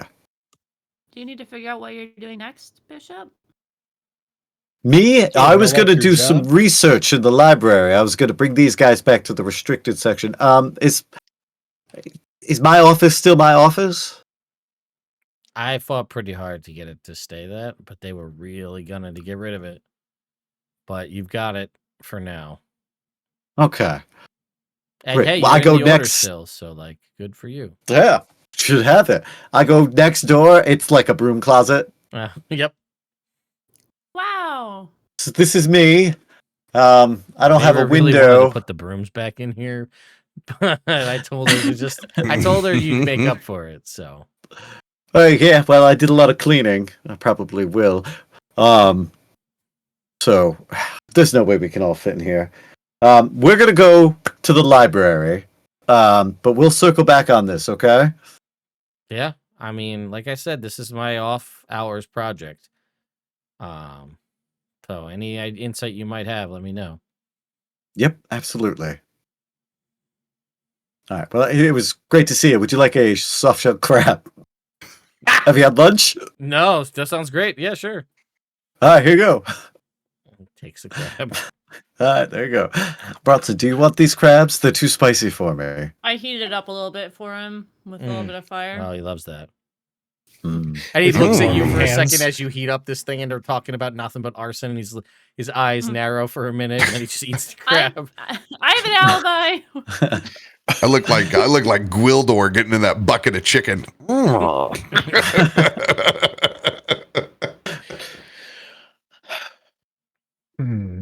right. Anyway, let's go to the library. To Mhm. research. Okay. Oh, holy shit! By the way, did you see? We have a He-Man side scroller beat 'em up coming that dropped at Gamescom. Oh, that's cool. Oh, so Yeah. similar to the new Marvel one that's coming out. Yep, it's just a simple 4-player He-Man beat 'em up. right, well, it's like a 10-second flip. That's gonna happen one night. Yeah, you know, for damn sure.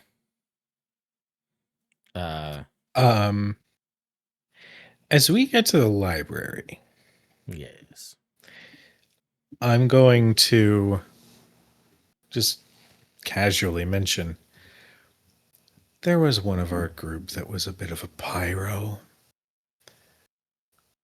And I'm getting the vibe that this might be him.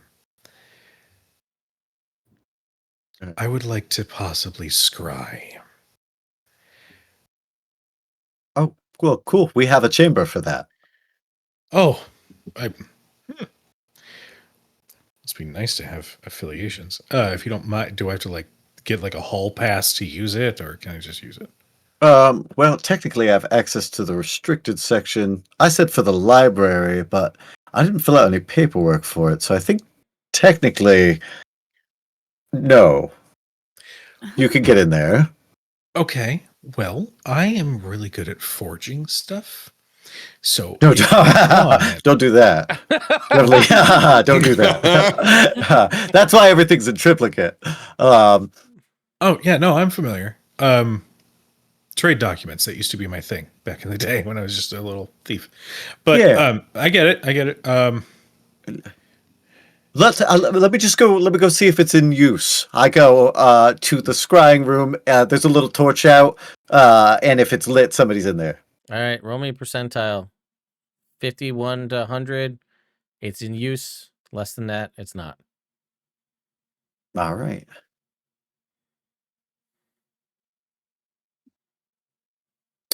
$25. Not in use. It's all right. I sign my name on the sign-in sheet, and then I open the door for Gable. All right. Paddington. Well, thank you. That's so nice of you. Well, glad to. I haven't talked like that in a while. I would like to go in. I assume there's probably, at least looking at the spell, it has to use a focus worth at least 1,000 gold, like a mirror or something. Yeah, So I there's a imagine big there's pool, Okay, cool. a platinum gold pool with, water already in it. So Okay. you're good. It's also like sensory deprivation. So as soon as you get in there, it's like perfectly quiet. Awesome. Yeah, I'd like to cast Scrying. Okay. Let me pull up scrying.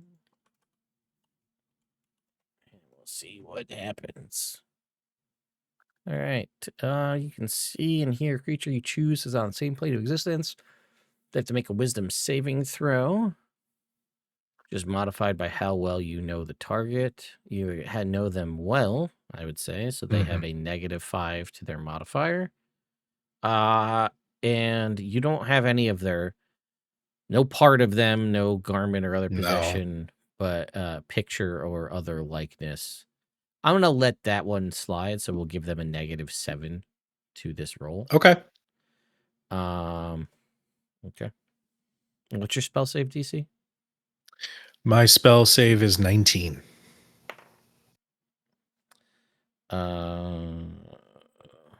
Let's see. There's sorcerers. So, do they have wisdom saving throw proficiency? Is the question. I think it's Constitution and Charisma, if memory serves. Let me just check real quick. If they do not have wisdom saving throw proficiency. So, okay. What is absolutely wild is they have a +5 modifier. I rolled a natural 20. -7 puts them at 18, Ooh, which just fails your wisdom saving throw of 19. So they fail. So Cancels out their natural 20. yeah, I mean, it's just, it's not an Okay, automatic hey. rules, but anyway, on a failed save, you create an invisible and tangible sensor within 10 feet of the target. You can see and hear through the sensor as if you were there. The sensor moves with the target, remaining within 10 feet of them for the duration, which is 10 minutes. If they have the capability, which you would have known before you cast it, of seeing things that are invisible, they will be able to notice this sensor about if they were to look at it. As it appears as like a luminous orb the size of your fist behind them. So you also, so you're obviously targeting them because you don't have a location. So, okay. Interesting. Nice. So, we're going to say Excellent. Yes. your orb kind of zeroes in on this location. And who are you scrying? Fenric. That makes sense. Just confirming. So you see Fenric as you know him to look, not much different than when you last saw him. And as far as rooms, he's in some sort of room of worked stone. And you can see there are no windows here, so it's more than likely subterranean in some way. He is working about I guess I hate to say it like this because in this game it has context, but an obelisk of some kind that is crafted out of obsidian and ruby. And he is kind of, you could see he's got like a piece of chalk, and he is like, the walls are covered in like all form of like alchemical and magical runes and symbols. And he is referring to some book. It's on the table. You can't see it. He's kind of like looking over at it, and he's kind of drawing more runes on the wall. And as more like sequences get complete, the obelisk kind of flares, and you'll watch it wherever there's ruby, fire kind of shoots out the sides. And you can also see as he goes over to a wall, he has like a map that has like of the Sword Coast, and he's got like a circle around, like a big circle that encompasses both Mount Hotenow and Neverwinter. And yeah, he's frantically working at whatever this might be. And he's just kind of like muttering to himself as he's like drawing these runic symbols. And you've got this scrying here for 10 minutes as he continues to walk around and complete and make more incantations, watching this thing sort of flare up with fire. At one point, he goes over to the door, like opens it and like peers out left and right out of the door, shuts the door, goes back to working at it. And you watch as he there is sort of kind of roiling into the room at various points. There's like shadows, and then he'll like enter an incantation, that fire will flare up and the shadows will dissipate a little bit more as he continues to work at this. And only you can see the scrying because you're the one casting the spell. So if you want to impart knowledge to folks, you obviously have means of doing that with mental imagery and things like that. And then at one point you sort of hear him like turn and like look away, and he runs to the door and like opens the door, and you can see down like a long kind of corridor lit with torches. And you can see at the end of that hallway kind of making its way towards him is some form of like armored guard. And they kind of stop short and see him and begin to draw their sword. And you watch as he kind of just some magic kind of comes out and their eyes sort of glaze over and they just turn around and walk away. And then he goes back inside his room and continues to do that till your scrying runs out. I'm going to regurgitate everything. I mean, you have, like, with the concept of things like detect thoughts and whatnot. I don't know what. No, that's true. You have. You might be able to just literally impart that knowledge directly to the party.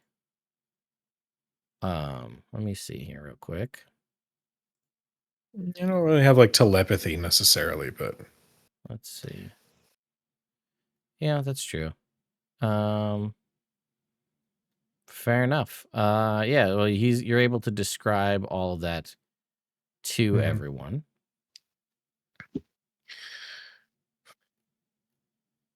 The guard, was he wearing like a tabard? Perhaps like a city watch or anything? Colors? Yeah, you would. Gable, you've traveled around a bit. Go ahead and make me like a history check with advantage because you saw it. okay. Oh, so close to a natural 20. 13. Those are different numbers. Hmm. I'll say even still, you don't need too much because you know where you are. This you would know would be the sort of raiment of the of a certain someone whose voice you've heard constantly throughout the city, as in the guards of Castle Never. He's in the dungeons of Castle Never. He's underground. Matter of fact, it was almost like you could faintly hear in the background. Welcome, everybody. This is Daggalt Neverember, the Protector, Lord Protector. Nothing beats a Jet 2 holiday to Neverwinter. You can save 50 silver per person. That's a 2 gold off for a family of 4. We got millions of Chod Place holidays available with free baggage. Book now with Jet 2 Holidays. Package holidays you can trust. Just like me. It's the bit that keeps on giving it. I love it so much.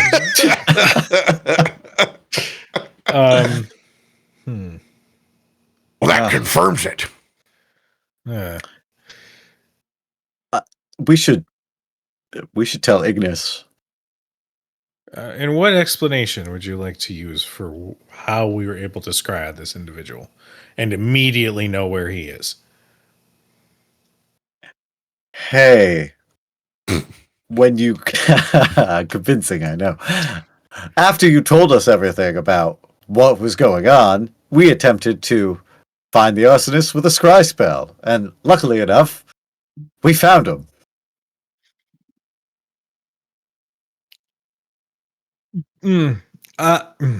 Okay, how about this? Hey, we have a lead. We're gonna go check it out. This is where I'm gonna be. I almost just got let go from my I don't say we shouldn't tell them. That is absolutely something we should do to keep you in higher standing. Which, by the way, they probably should do something to congratulate you on saving the world. I mean, that would be kind of cool. And this whole broom closet thing is a little annoying. But anyway, the part where we're going to tell them, hey, there's somebody in Castle Never. I feel like that wouldn't fly very far. Okay. You know how I have a little broom closet of an office? Ignis has the second smallest office here. We could tell him, because that covers me, and then if something pans out, that'll look good for both of us. And if not, no harm, no foul. Technically, we are not employed at all by the city. We don't answer to the city. We are a extra-planar police force and don't really hold any sort of loyalty to any place specifically, except the rent here was super low because we refurbished it. So, and nobody likes Neverwinter. So it's not like we're going to get in trouble. I mean, people would actually probably actively dislike me if I saved his life. But it's still the right thing to do. Anyway, I have to tell him. I'll tell him what you want me to tell him. Is there any distinguishing markings or features on this obelisk that I saw Fenric working on? Let's see. Make me an Arcana check.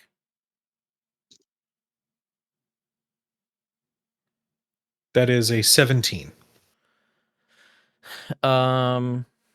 It's not necessarily something you're super clued in on, but it looks very old. So you didn't see any noticeable things on it. It seemed that the kind of ruby was sort of intertwined with the onyx pretty fully, like that it was kind of forged in such a way. And the concept of the flames kind of flaring out of it versus this shadow situation is definitely odd. So it seems like there are things that are at odds with one another in whatever it is he's doing. Soot. That obelisk that I saw was very old.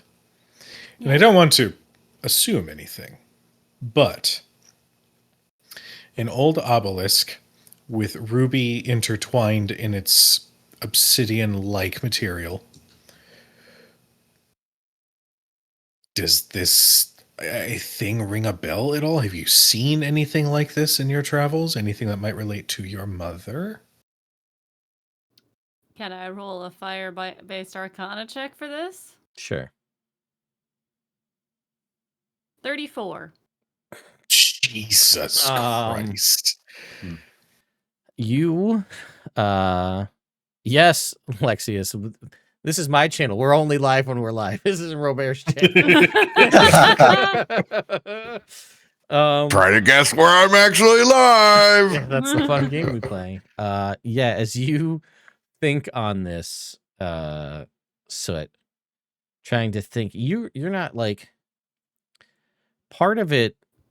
You never seen anything like this, but you knew that there was something to be lit here in this city. Mm-hmm. And kind of contemplating on it and having it described to you, you are sort of innately given that nudge by your mother that this is in fact the beacon that you're supposed to be lighting. Best guess, that's probably it.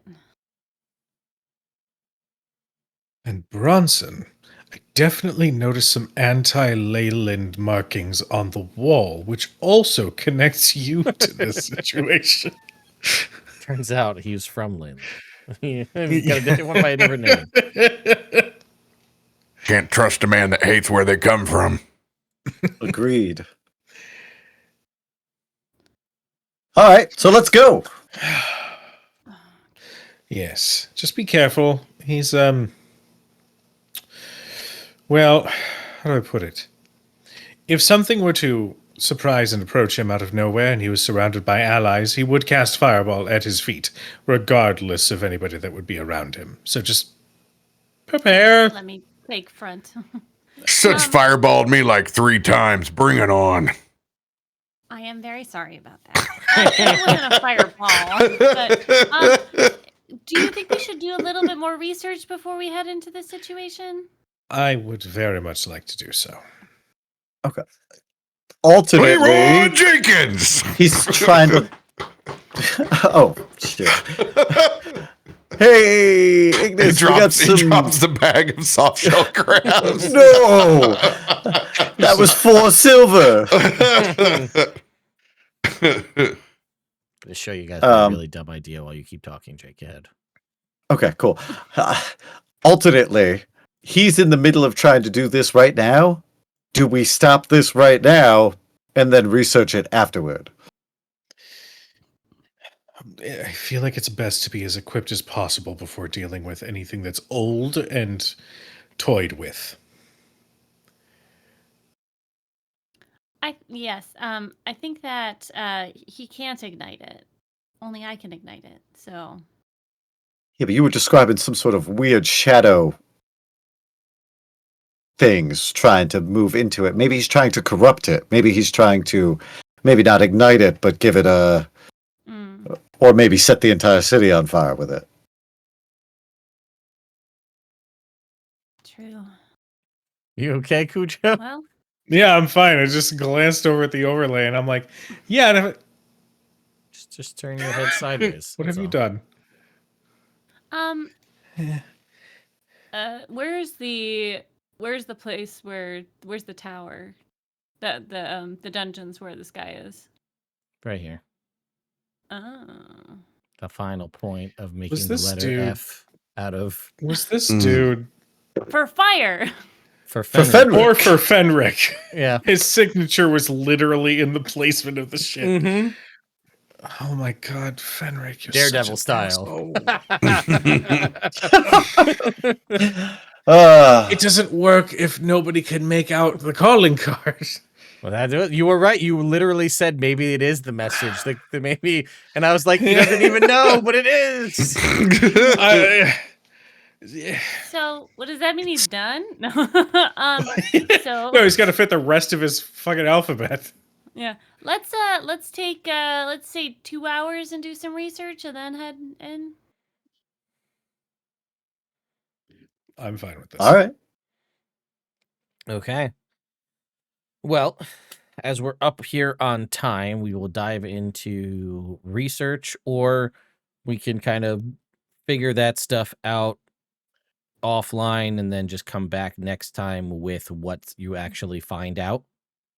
Take a couple rolls kind of offline and then say, okay, here's, what you guys were able to figure out with that 2 hours, so we can dive right into the action come next time. We'll figure out which one we want to do. But yeah, that being said, we have some stuff and things happening.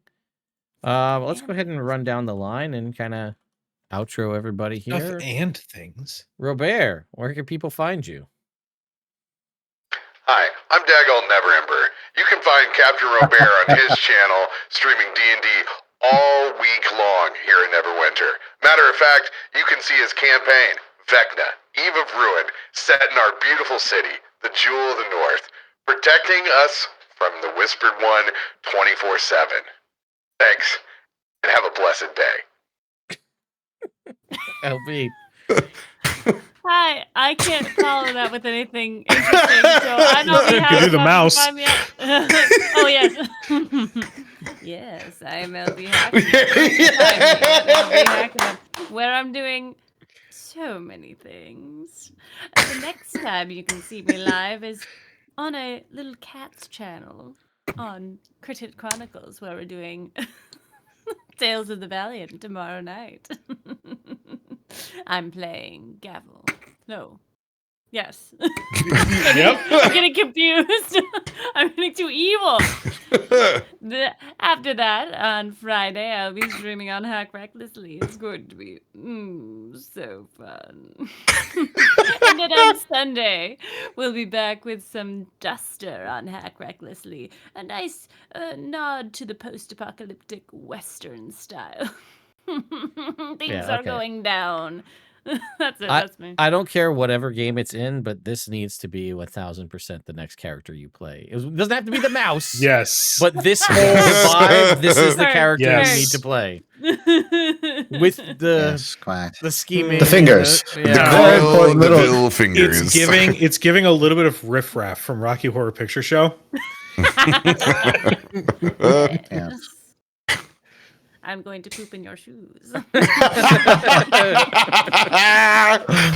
right, maybe it should just be a mouse. I don't know. Oh my god. It's a mouse in a Humblewood person suit. campaign. I was gonna say, yeah, play some root or something. Have you played Yes. Yes. Play a raccoon. Yeah. Go ahead, Jake. Hi, Internet. You guys can find me at Legends Rerolled, a TTRPG podcast where we replay through classic stories. Sometimes We are 3 working times in our one way day. through.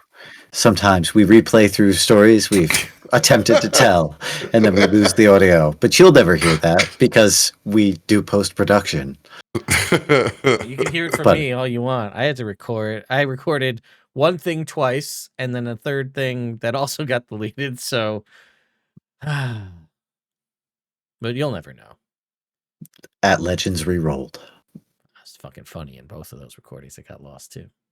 Ted, you're always fucking funny. Everybody says I know. Ted's fucking But hilarious. I was on fire in those two. You just Ugh. the one you got to experience because we were all there Yes, together. yeah. Theodore, you are I without know, a doubt one I of know, the but I'm- funniest people. It's hard to do it a second time Mhm. because it was all off the cuff, and it was improv. Yeah, And like the beats won't hit the same. Yeah. they will to the listener. Yeah, but they won't hit the same for me. You don't listen, That's true. so you got to live it. I listened it the first time though, so Yeah, you lived it, baby. yeah. Anyway, Cujo, what's Reposting that universal power supply. yeah. Oh, hi there. I'm Paddington. I'm just a bard. I'm here. You can find Cujo all over the place inside of Cujo Plays Games if you're a fan of his personal stuff. He's going to be wrapping up a professional wrestling career here in October, so he's going to be posting about that a little bit. But you can also follow Crit Hit Chronicles, which is another TTRPG actual play channel where you can check out their stuff. Tomorrow night, we got Tales of the Valiant, as our dear murderous mouse friend said. On Fridays, we got Shadows over Baldur's Gate. We're in the same universe. Isn't that crazy? It's sort of like a spiritual sequel to Baldur's Gate 3. So if you played that game, you'll kind of understand what's going on. And then be on the lookout on the socials because there's going to be a new show announced here soon for the spooky times in Halloween. Ring, ring. Until then, you take care of yourself, and I'll see you at the bar next time. All right. Come on back here. Get on back right. here. All right now. Mhm. I'm Ted. I run this channel. I have been really slacking at making content. I need to turn that around too. But I'm on Robert's channel twice a week at the moment on Thursdays and Mondays. Thursdays I play a wizard. Monday I play the best damn fisherman you've ever fucking seen. Did I, when one of our party members potentially foolishly got in a throwdown with Orcus, who summoned a Leviathan to attack us on a riverboat, use that riverboat's crane to hook that Leviathan and reel it out of the River Shyanthar? Yes, I did. Yeah, he did. It was awesome. Did he make a random cast in True Dungeon in downtime and roll another natural 20 to get us a fish fry? Yeah, You goddamn right he did. Yeah, when it comes to fishing and sandwiches, my character is on the top of his game. And then What more could you ask for? What? What more could you ask for? Not much, if I'm being honest. That's right, Radio. A country boy can't survive.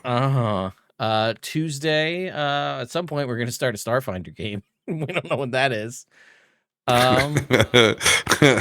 Welcome to September, whatever the modules release. Yeah, and then Robert and I and some of our other friends are streaming Guild Wars 2 pretty often, which is pretty fun to be a return to form for my 13-year-old career back to the game that started it all. In October, first week in October, I'll be in Pittsburgh for Pittsburgh Gaming Expo. You can see me and a bunch of your other favorite TTRPG player and friends out there, creators doing panels and running games and a bunch of other stuff. So feel free to swing by if you're in the Pittsburgh area. So anyway, are we back next week, guys? Yeah? Cujo? Cujo. Don't hate me. See you guys in September. Ah, Oh. I'm sorry, guys. It's fine. Business It's things. an every other week thing now, I guess. No. All right. Well, anyway, See you in we September. won't see you next week. We'll see you in September, I guess. Monster of the week. Monster of the week. Sorry. We'll do Monster of the something. week. I don't know. Be All mad right. at Anyway. me. I'll take it. I'll take the heat. Good night. All right. Oh, we're actually not going anywhere because we're playing Guild Wars, but Yeah, that's true. I'm gonna stop this stream and then I'll jump over Yeah. to that. So, all right. Good night.